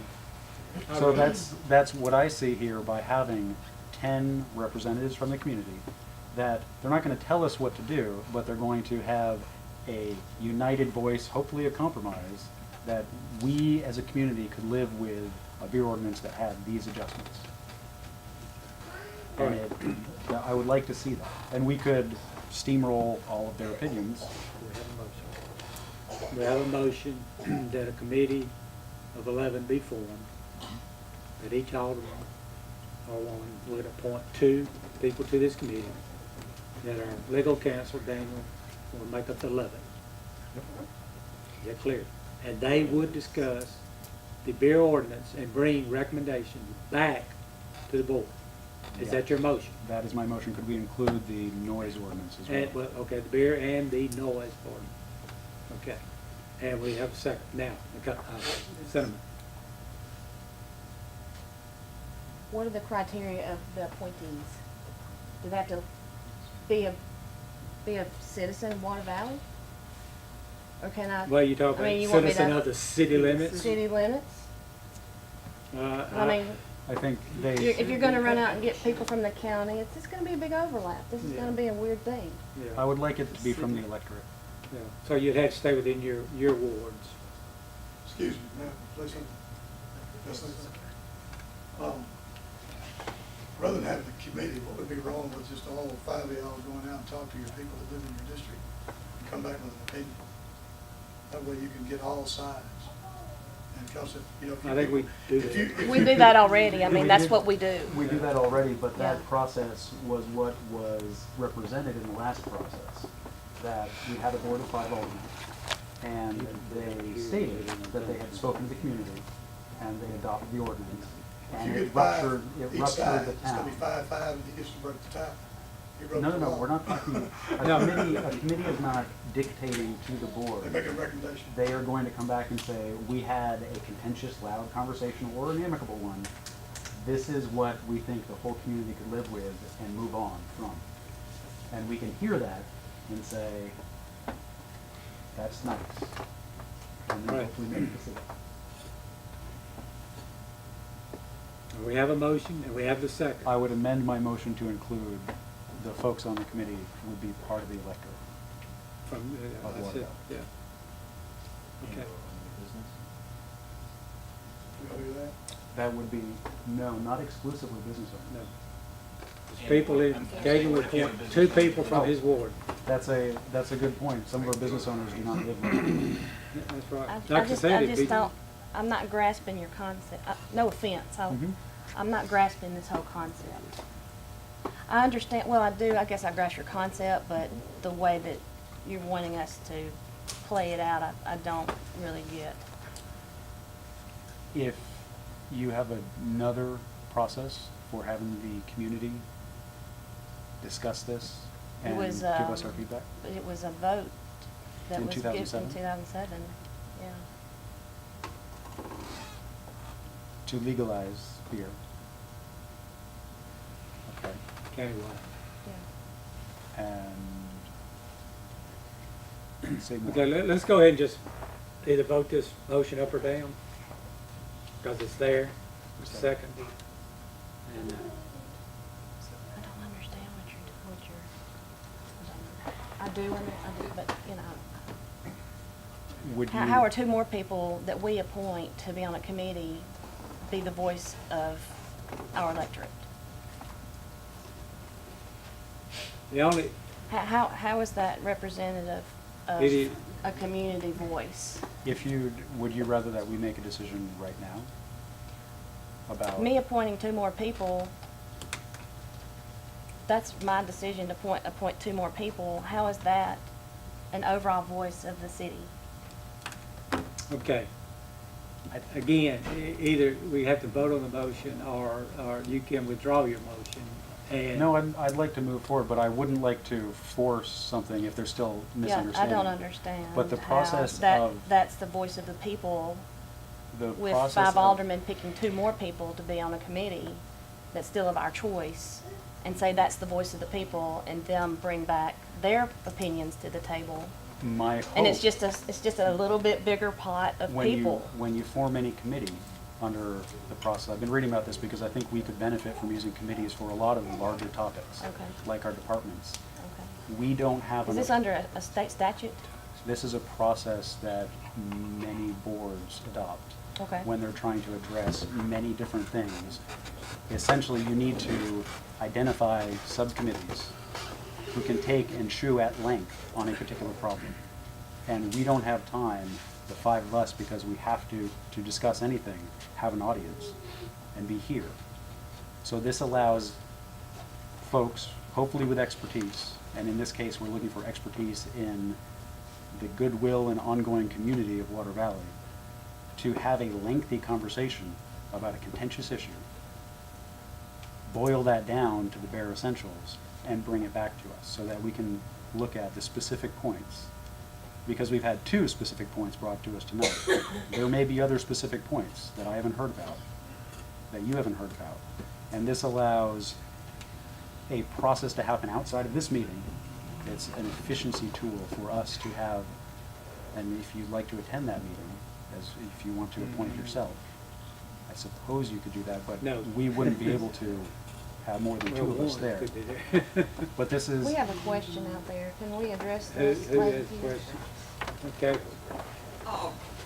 And it goes along with both. I have no problem whatsoever, I'm sorry, Kathy Williams, I have no problem whatsoever with the recommendation of the committee. My concern is that there is no vehicle for feedback from the community. The only feedback you're gonna have are from those that are appointed. That's So right. there needs to be some type of vehicle inserted into that committee where, as a citizen, I would have the right to at least express, whether in writing or some way, to that committee my feelings. That makes sense?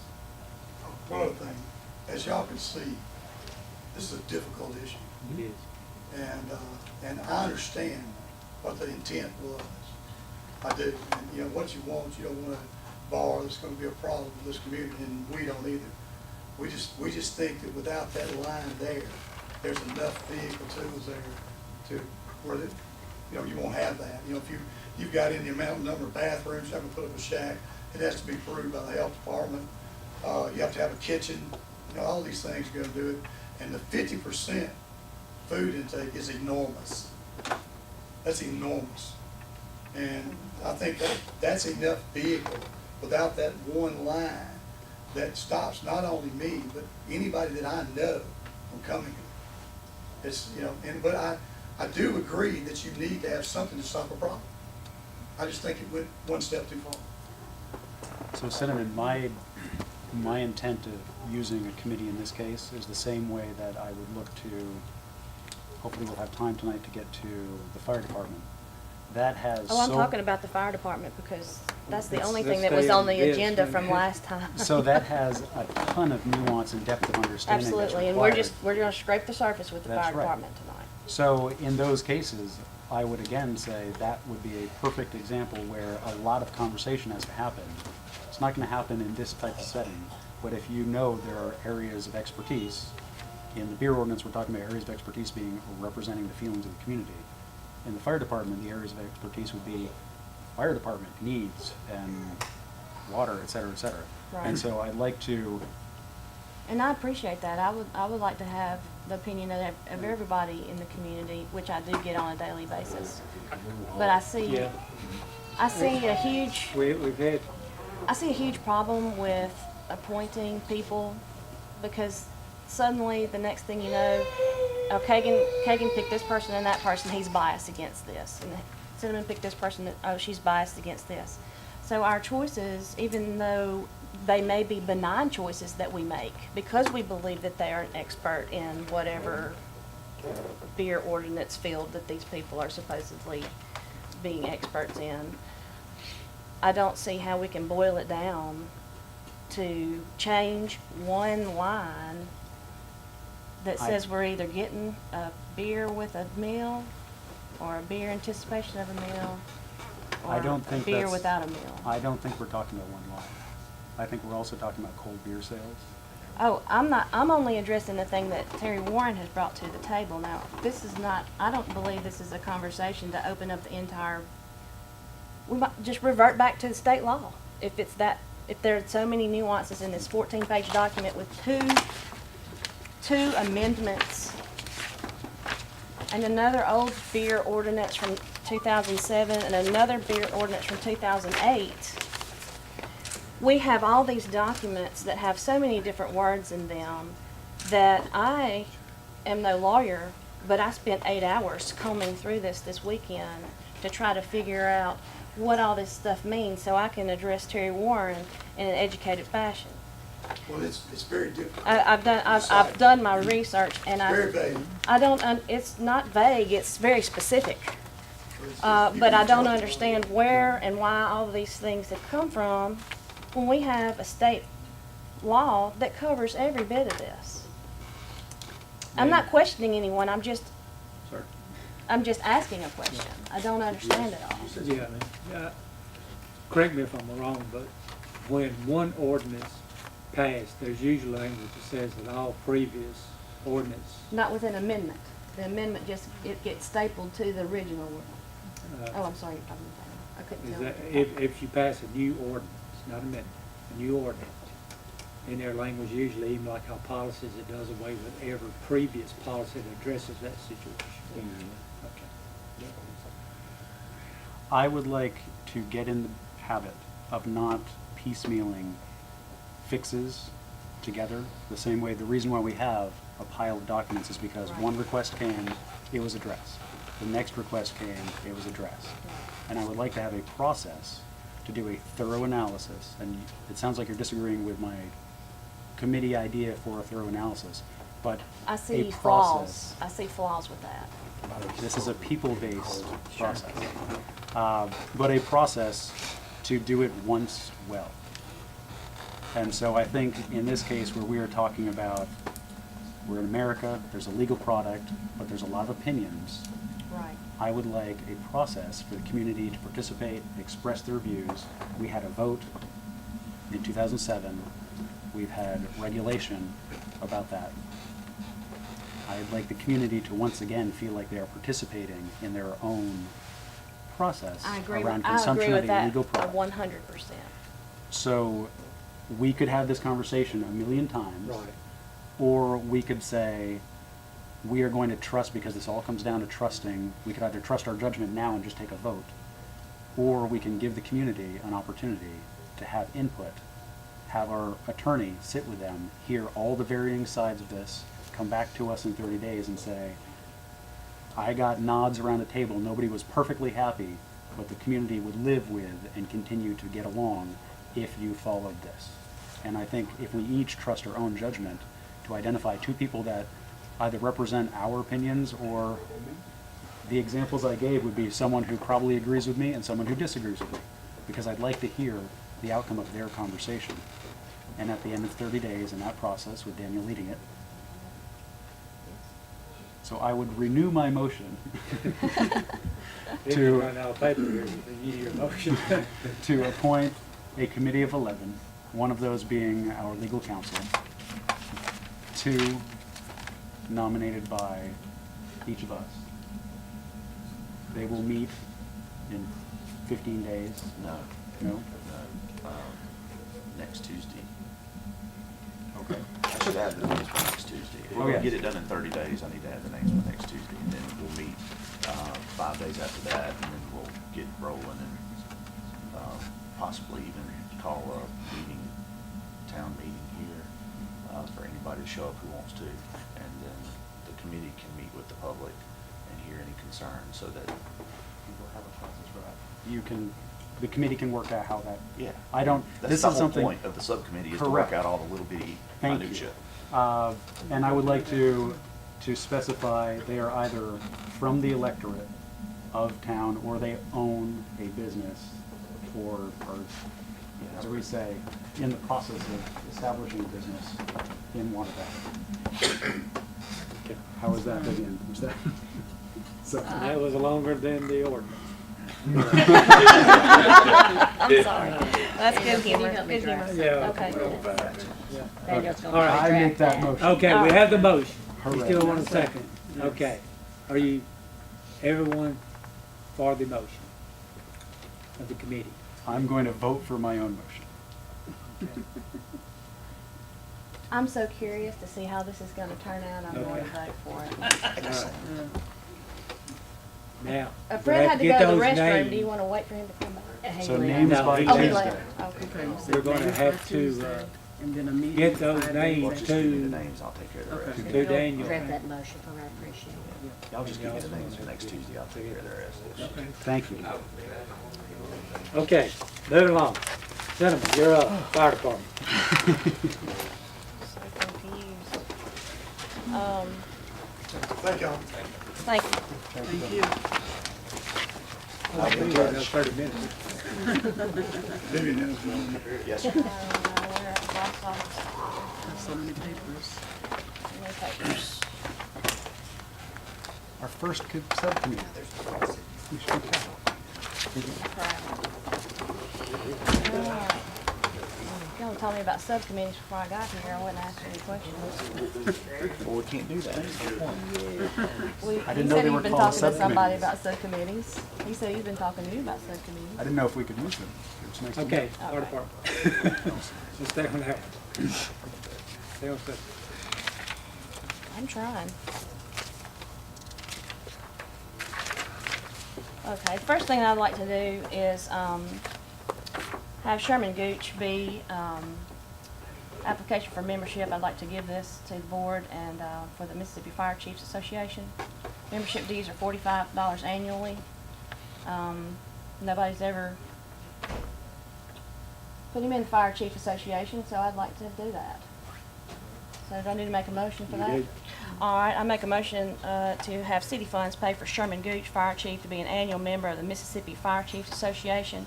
Membership dues are $45 per year, which includes free training and conference. Second. 2 seconds. All right, Kagan, second. All in favor? I have some information about our fire department. First of all, I'd like to say that our fire department is a combination department with city employees and volunteers. Mississippi State Rating Bureau currently has the city as a 7 out of a 10 as a rating, 10 being the worst. And outside our city limits, everything is a 10 in Yalobusha County. This rating affects property insurance rates. The rating is split into 3 categories: 50% fire department, 40% water department, and 10% communications, which is the 911 dispatch, not the city, but the county. That's what they look at. So we were looking at ways to improve our insurance ratings down to a 6 and improve our fire department. Kagan, you met Richard Watkins. Here's Sherman Gooch, our chief. So we came up with some things that we're trying to work on decreasing our rating. Donald, you know about that, absolutely. So we want to increase our manpower at the fire department is number 1. We need at least 3 certified city employees ready to go on the truck, but 4 is better. Currently, we have 1 firefighter that goes to the fire and 1 that must stay on the dispatch desk no matter what's going on. So the state inspectors cannot count the dispatch as a firefighter that can go to a fire. 4 firefighters are required to fight a fire, 2 inside and 2 outside. This is the only safe way to work a fire scene. We're supplemented by volunteers, but those firefighters can only respond to a call if they're off duty from their other full-time firefighting jobs. And as another note, volunteer firefighters get paid $10 for each fire they respond to, and we currently have about 30 volunteers on staff. The second thing we want to look at is engine count. We currently have 2, of which are in need of great repair, replacement, and have to pass inspections. We barely passed the last inspection, I think, pump test. Currently, they all need new tires. There's a law that all emergency response vehicles must have new tires every 7 years. We need to bring this into compliance, so we've got a lot of tires to purchase. Big tires. Let's see here. The city department also responds to calls outside of the city limits. The state fire rating system looks at statistics, so if 25% or more calls go outside the city limits, they require that our department has 4 trucks. And we do go outside the city limits, so we're lacking on the truck department. The water department needs to meet a goal of 3,000 gallons per minute or better for the top 5 buildings in the city with a 6-inch main. And all the water pipes and hydrants need to be in good working condition and need to be pressure tested, including the hydrants. I did want to ask you, I don't know if you know, do we have an interlocal agreement between the fire department and water department, a rural water department? The rural water department? Yeah, so I don't they know work about that. together. We have one with the county fire departments, Okay. but not with I don't think we have anything with rural Okay. water departments. Okay. We can or cannot, I mean, that's an option. Training, there's a minimum amount of training that's needed, which includes in-house training. 1 employee cannot conduct training by themselves. You know, you got that 1 guy. Were you raising your hand? No, okay. Most exercises require more than 1 person. We only have 1 full-time firefighter on staff available to train due to other full-time firefighter being stuck on the dispatch desk and cannot leave the desk, so training cannot be done. And a law that was enacted in 2015 does allow volunteer firefighters training hours at other facilities to count towards their training time at the house and vice versa, which is good. So we can give each other training hours. The other thing that you have to look at is a fire load. Our current fire load for the city is 3,000 gallons per minute. Kagan has one of the bigger buildings that this is looked at and decided on how many gallons per minute that you need to put out a fire. This means that the pressure provided by the water department must equal or exceed the number.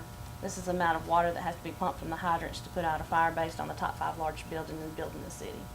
For each 1,000 gallons per minute that's required, you have to have 1 fire truck. Right now, our fire load is 3,000, but we only have 2 fire trucks. So by those numbers, we need 3 fire trucks. Number 6, we need to adopt an up-to-date fire and building code. Our current fire and building codes were adopted in 2003. These codes are now outdated. A law that was passed in 2015 states that municipalities must adopt new codes every 6 years. And I verified that again today. Ours were last adopted 14 years ago. So according to the State Rating Bureau, our codes are outdated due to the fact that they're greater than 10 years old and don't count anymore. We must update these codes immediately and enforce them. So we would have to formally adopt those, soon. And that's something that we'd have to reduce to writing and talk about. But it's fairly simple because what we need to do is adopt the International Fire Code and International Building Code, and it's a very simple piece of paper, and everything will be up to code at that time. The city receives an annual state fire rebate, which I didn't know about until I started learning about the fire department. So all the money that you pay for insurance, a piece of that comes back to each municipality, and we currently have, sir? Separate fund. It is a separate fund, which goes into a separate fund. It is not part of the budget. It's a separate fund. Total rebate funds on hand right now for fiscal year 2016 is $118,302.71. These funds may be used for fire equipment, fire trucks, training, capital construction. So we've got all this money out there, but Sherman's been sending a list of items that he needs to different people for a long time, I think. So we need to utilize this money. I have a document that tells us what we can and cannot use that money for. You can't use it on personnel, you can't use it on raises, that kind of thing. But from the Mississippi Insurance Department, it tells us exactly what we can and cannot use this money for. The department is grossly understaffed at this time. 2 individuals are being pre-tested today for physical agility testing in order to qualify for entry into Fire Academy in Jackson. I don't know if they passed today. Did they pass today or not? They did not pass. All right, so I think they get another chance, 1 chance or 2 chances? 3 chances. 3 chances, 3 strikes, and then what happens? Something else happens. Well, 3 strikes, I think they should be out. But since we got the dispatch, we can't put them out because we're so short-handed. Okay. Because we got the dispatch, we got dispatch and be firemen.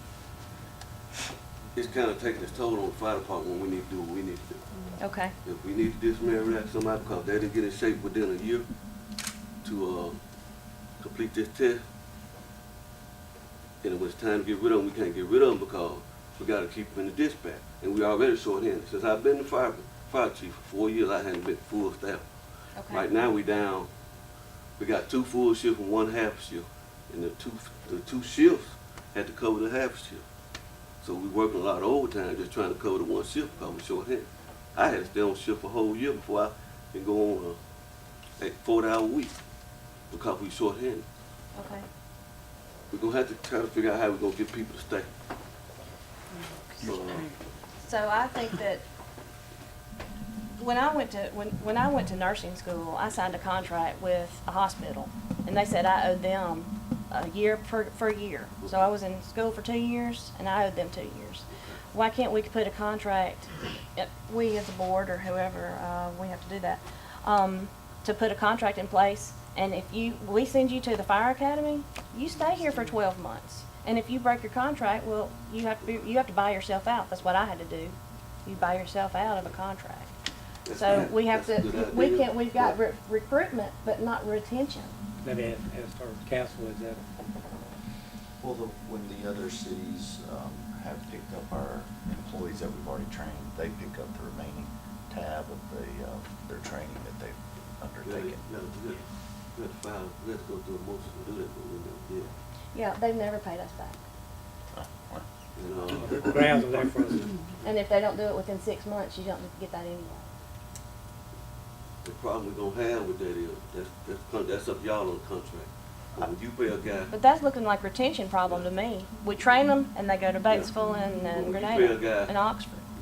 you pay a guy $8 an hour. Yeah, but don't let us send you to train when you know you know what the pay is, and Mhm. piggyback off Yeah. us, and then And we're then out go. more money, and more money, and we're training for everybody else in the area. And that's the same for police And they know what department, the pay is up front. They know what the pay is. There's no lie, there's no lie to them, like, oh, you're gonna get so much money when we send you to this fire academy.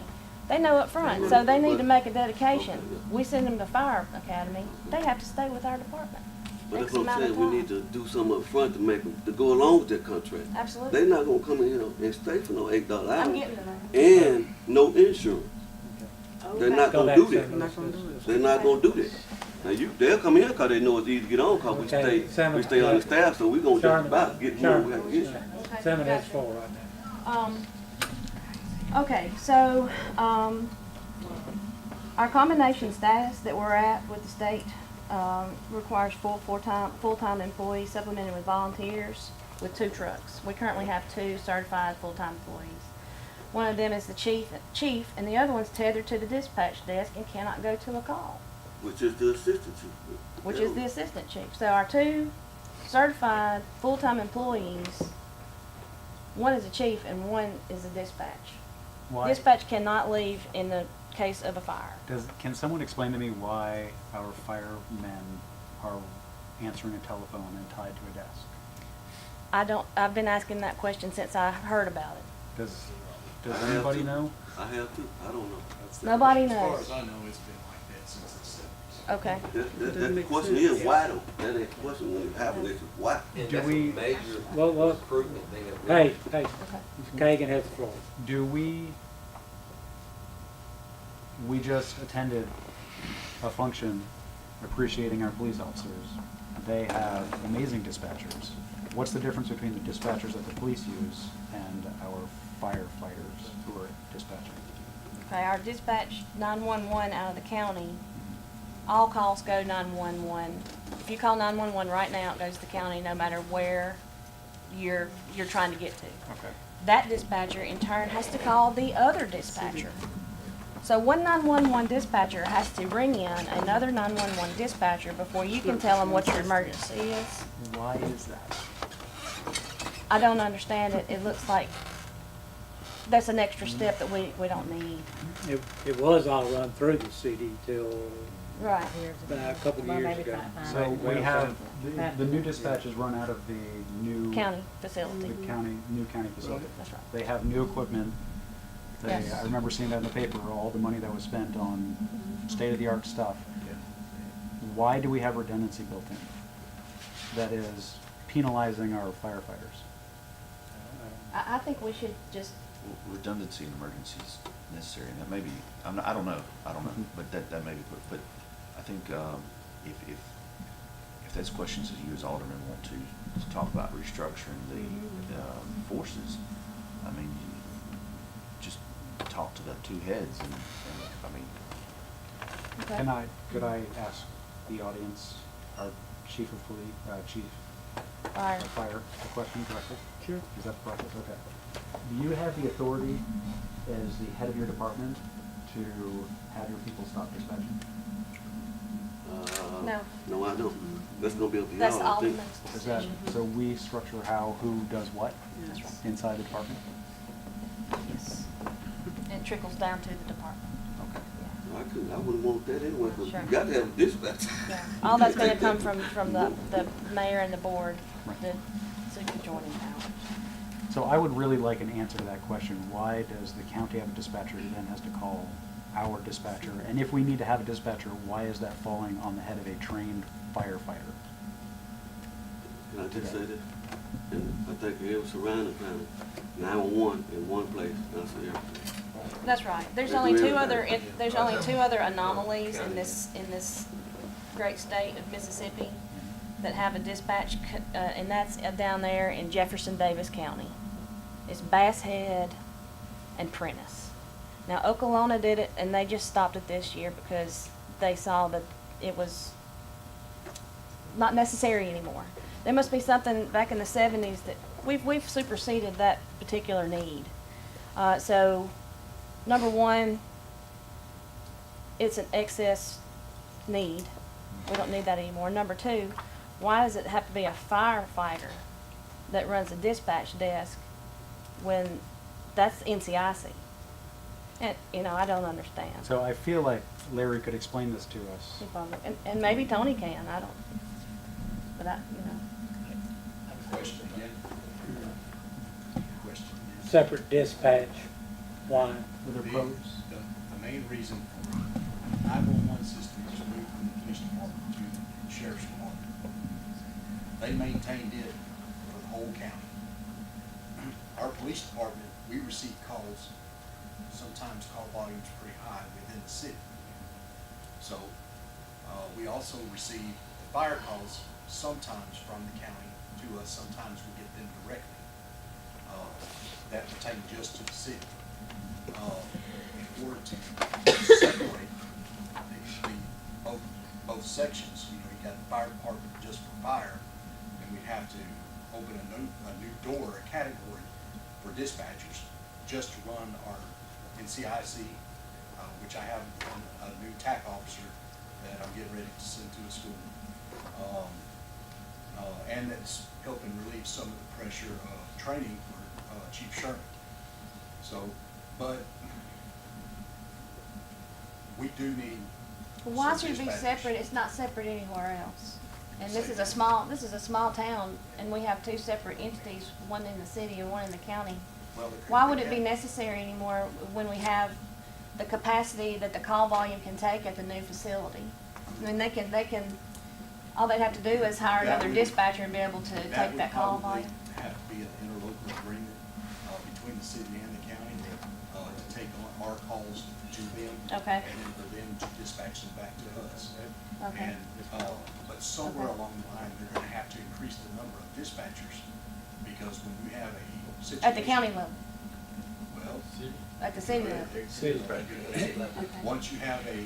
But once you have- why not relinquish all of those things to the county, and we don't have to worry about hiring any more people?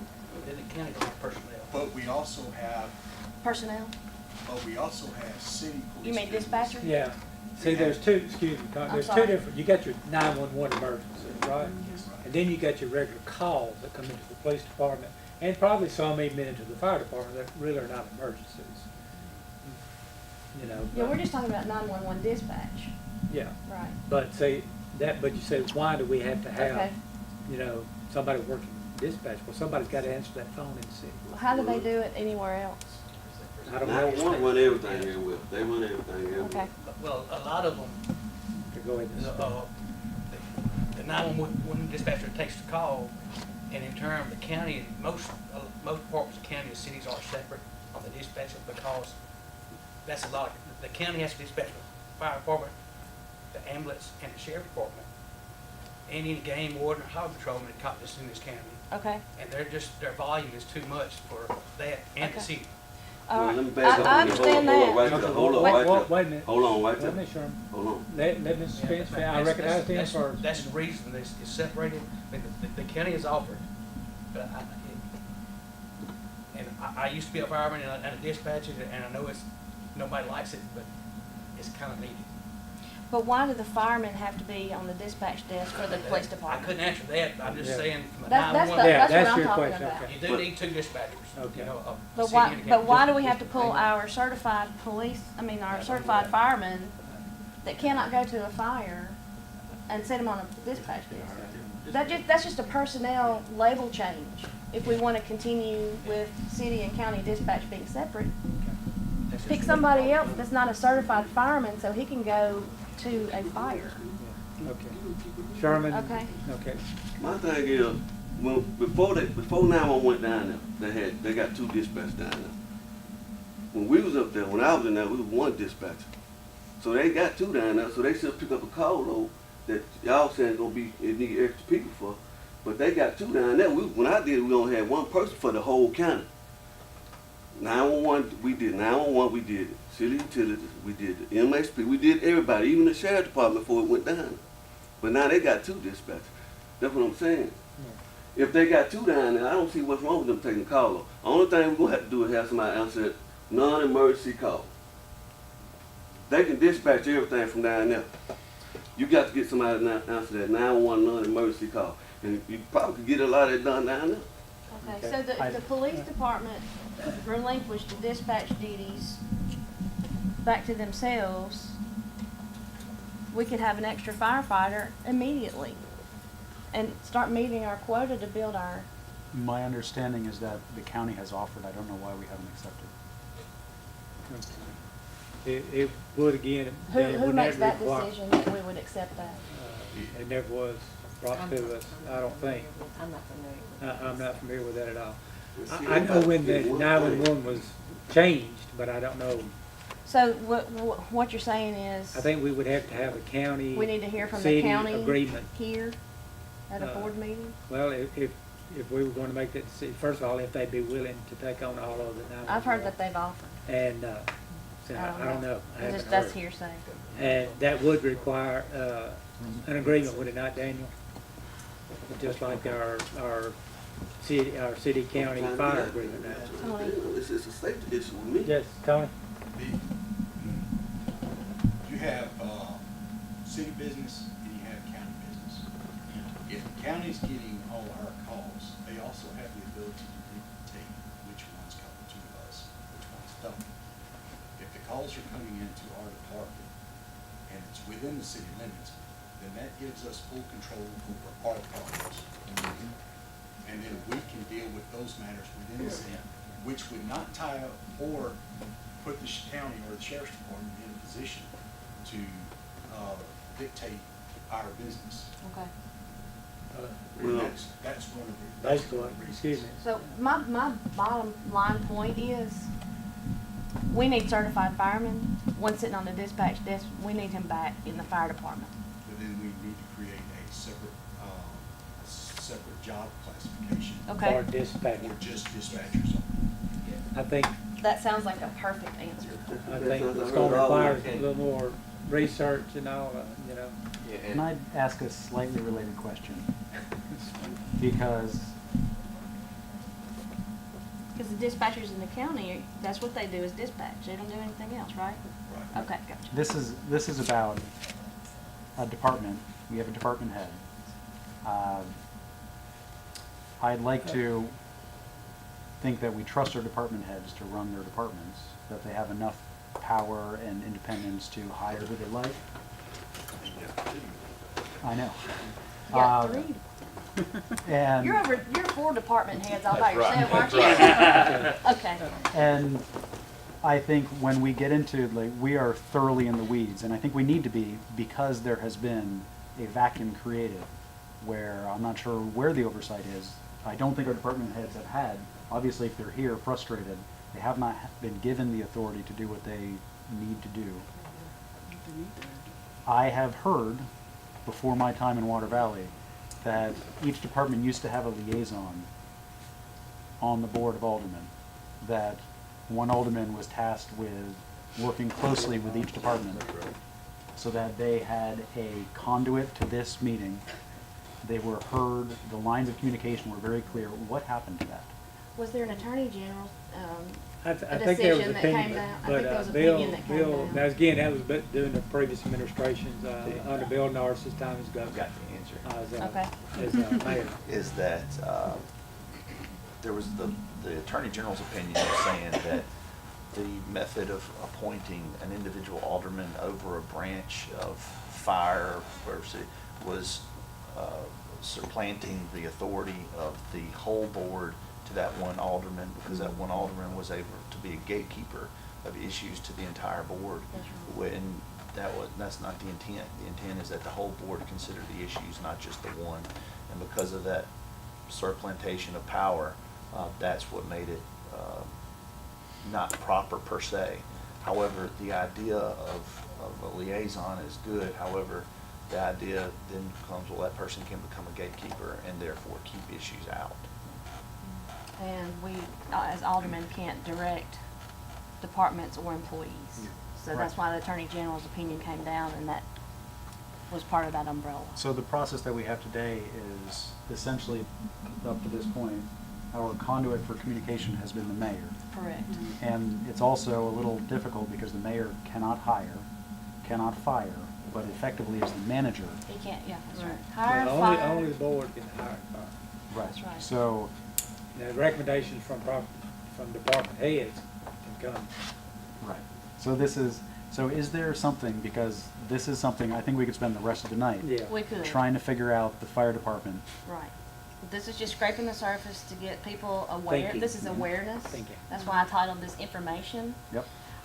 And there are a lot of things to think about, but I think that if we all work together, these things can be reduced to easy answers, just like we got the one back in the corner.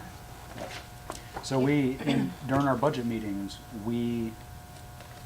There are funds in there if. Yeah. to hire, and I think during that meeting, we turned to our fire chief and said, we have open positions. You Yes. have the authority to fill them. Right. Has any action been taken to do a search to post those jobs publicly? But we have had some people who went full-time. No, to your answer, but we got some people that went full-time. So they were part-time and they've been converted? Correct. Does that? How did How many full-time, they go? do How you did have they go in from part-time to full-time and we hadn't heard about? The board hasn't heard The that. mayor told me It was about their year anniversary. Yeah.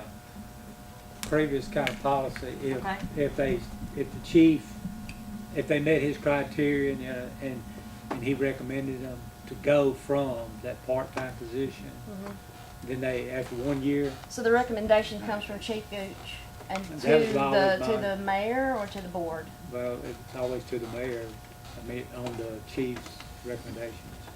What if it Does happens go to without the him? chief's recommendation? I don't know if it's ever happened. The only thing I do is send an email the time they been there. That's the only thing I do, is send an email for the time they been there. Okay. Didn't we just say Somebody that, else or somebody else.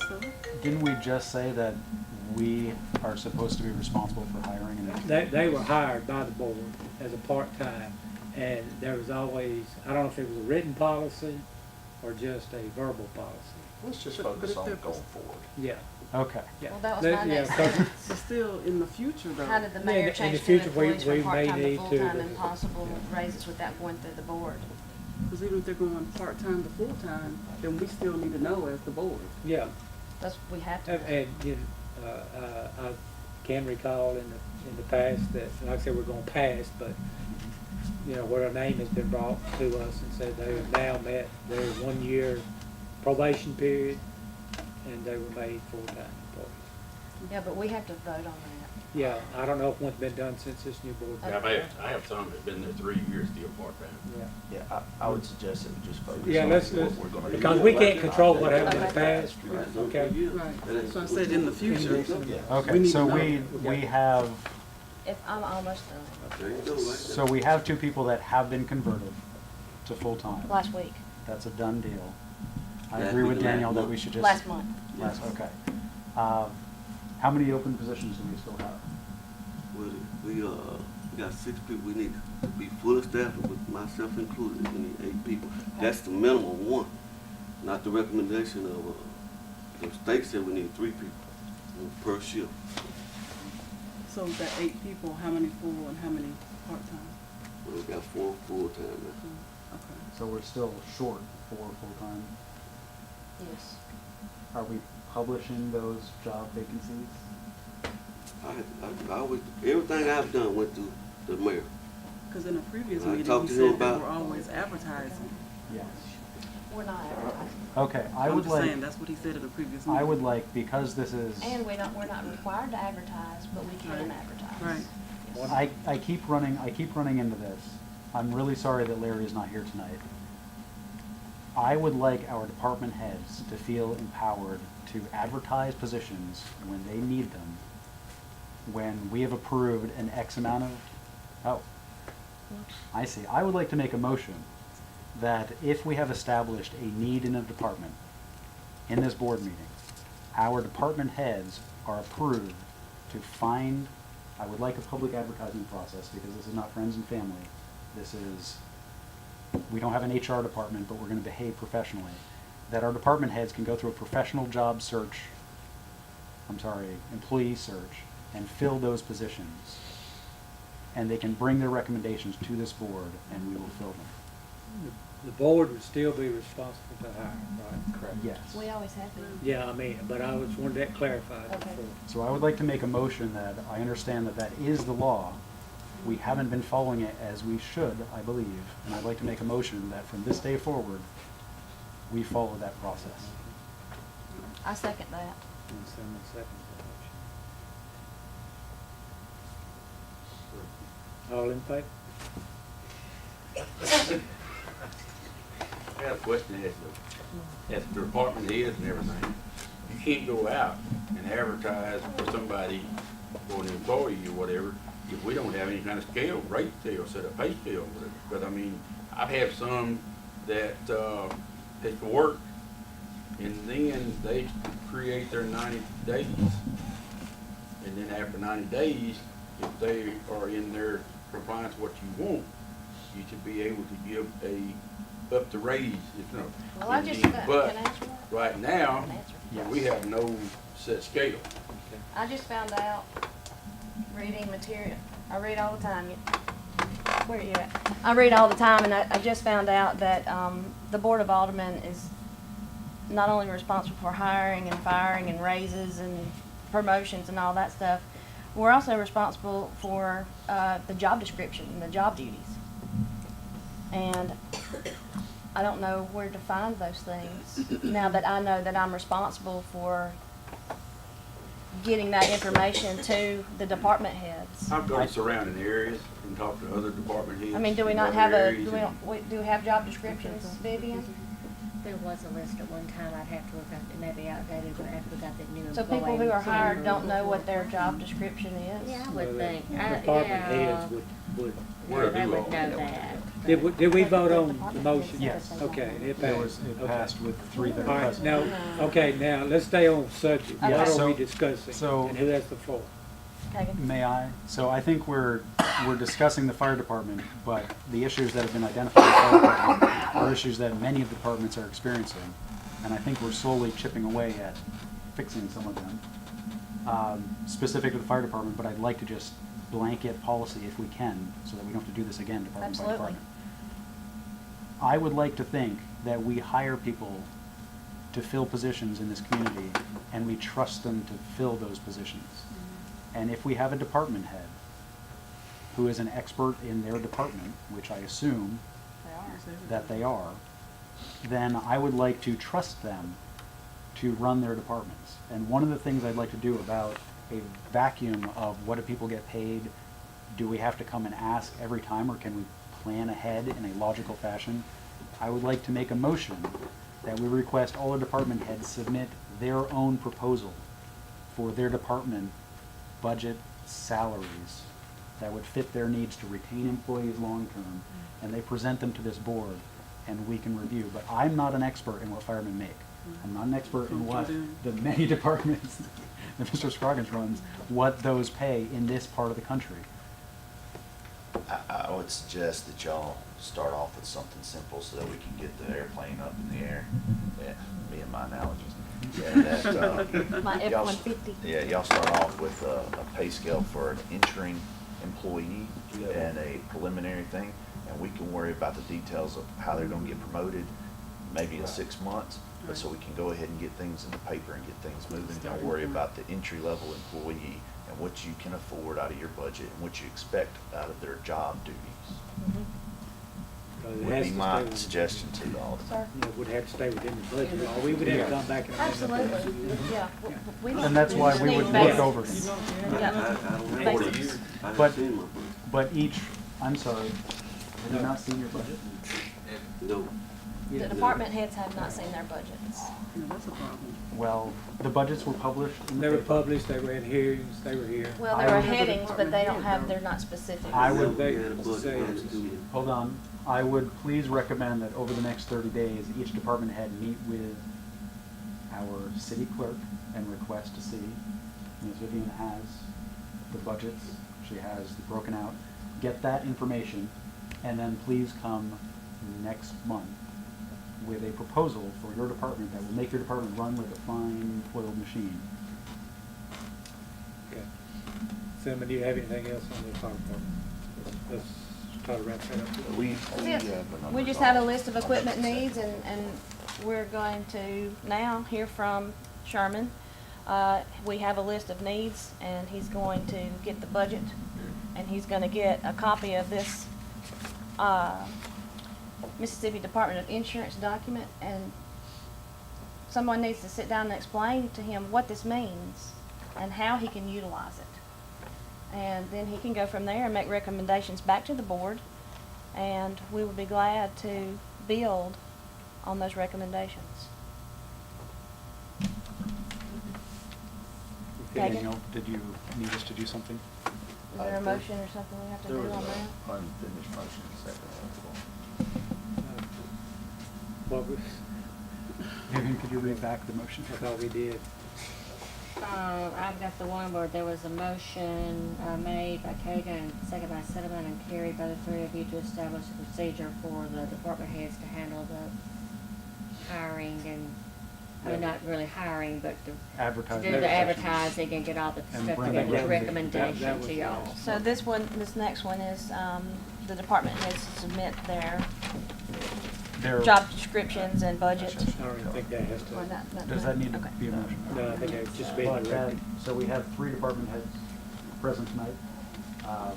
Does that apply to the electric department? They kind of operate. They manage their They're a own. little separate, but. They manage their own budget. I mean, I don't know. I think with, Okay. if they'd like to participate, that'd be great. I'm not sure. Yeah, All right. we'll just Yeah. send it to all department heads. And we'll say that we have a lot of things to work on in the fire department. Absolutely. Okay, Thank you. yes. All right. Item number 14, approve a conference for Kagan Coffee. Kagan? what- All right, I would like to go to the Mississippi Municipal League. There's 2 days of classes in Oxford. It costs $85 for the privilege of sitting through class for 2 days. But I found it very educational when we went to the coast, and I plan on continuing to attend those. What are those dates? That is November 6th. It's in my calendar. October 25th. The base. I'm sorry, it's October 25th. And 26th. You talking about your small town? The Mississippi Municipal League. Yeah, that's the 25th and 26th of October. That's right. Cinnamon and Nicole had submitted this last month. I was a little Right. behind involved. Okay. And then the second conference is not actually a conference, it's the rural water training that we all need to attend. I attended. Oh, great. They have one in Batesville on November 6th, which is very convenient. It costs $75. It's an 8-hour day, but it is, when you fill out the form, it specifically says if you haven't completed this as an elected official in the first 2 years that you hold office, you can be removed by the other 4 members of your board. So somebody And if thinks you've it's ever very taken it important. one time, even if it was 27 years ago when they started doing it, that, they said that counts, but you have to go that once. So I plan on doing that ASAP, as soon as voted on. But that one costs $75, so I submitted a request for reimbursement for those 2. Two copies. Someone else, hey, make that motion. You'd like to make your own motion. I'll make that motion. Nicole beat you to it there, but I'll someone second second. it. Okay. And all in favor? Okay. All right, I will be very quick on this. Thank you. So the next item is traffic calming. This is again something that I think is a long-term project. There are a lot of concerns in town, mostly in our residential neighborhoods. People in Water Valley fly. If there's a stretch without cars parked on the side of the road, they go as fast as they feel comfortable going. There doesn't seem to be any worry about tickets or pedestrians. And I think that we need to start building tools to change that behavior. It's not going to be a fast process. But there are many guidelines from around the state of cities and counties that have, there's research that runs through how you start adjusting people's behavior. It takes time. You can't throw up a sign and suddenly everybody slows down. You can't start writing tickets and everybody slows down. But there are defined processes, and I would like to start that ball rolling. I don't really want to get into the weeds tonight. They start with signage and little things, and they move on to speed humps at some point. I know everybody has feelings about speed humps, but there's some streets that should be slow moving in this community that are not. And we've had children run over in this community. I'm amazed that we haven't had more. And so I'd like to start that process. I'd just like to come back with a proposed policy that everyone can look over. The same process we followed this month, that we'll disseminate it and have everyone think about it, come back next month. One thing I would like to propose that we could take immediate action on is on Main Street. We have 5 or 6 crosswalks. 3? No, we have the one by the post office. 2 by Turnages. There's Turnages. 4. We have 4. I would say 1 in 80 vehicles stops for a pedestrian coming down Main Street. And there are some simple things that we could do.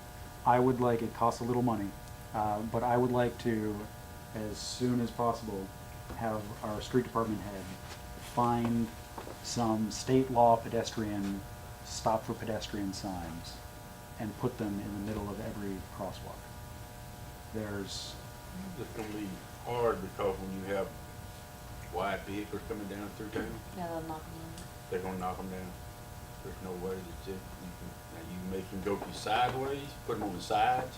Are they the ones that are no wider than, because the ones I'm talking about are They're 6 12, inches broad? some of them, but you can. Remember, this is an Just MDOT like your road. 4-way stop you got in town. Yeah. You can put It's your MDOT. pedestrian on the side. Used to be, we had them on light poles right beside the sidewalk where all the pedestrians, there was a sign, pedestrian, crosswalk.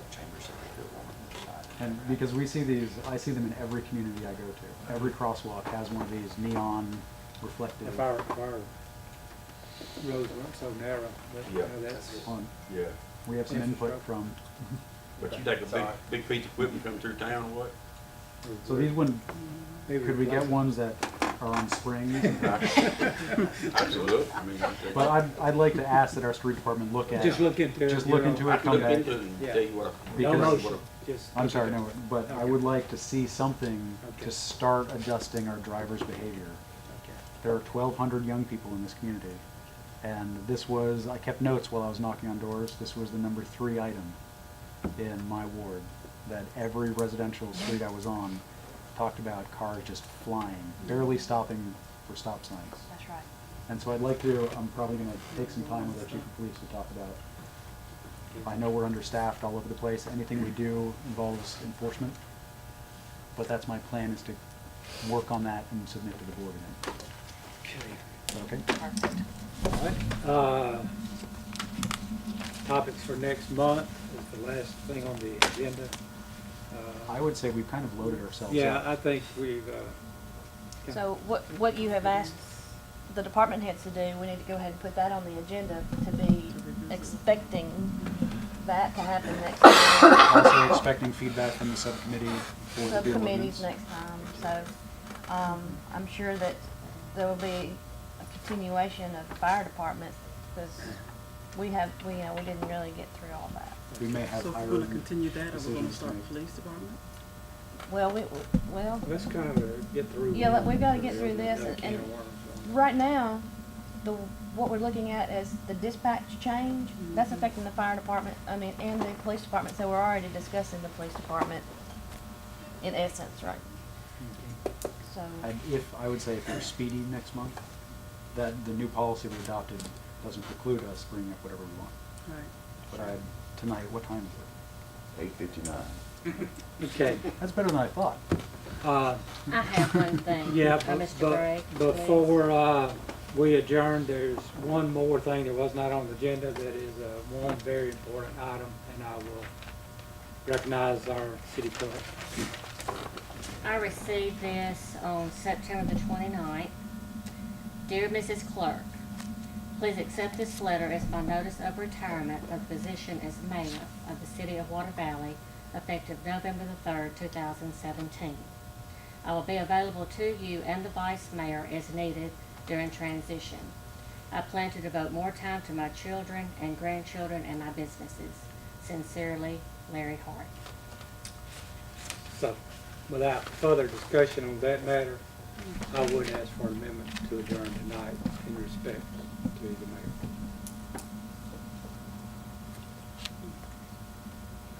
Can I have that motion? I'm devastated. Well, What do we do next? Thank you.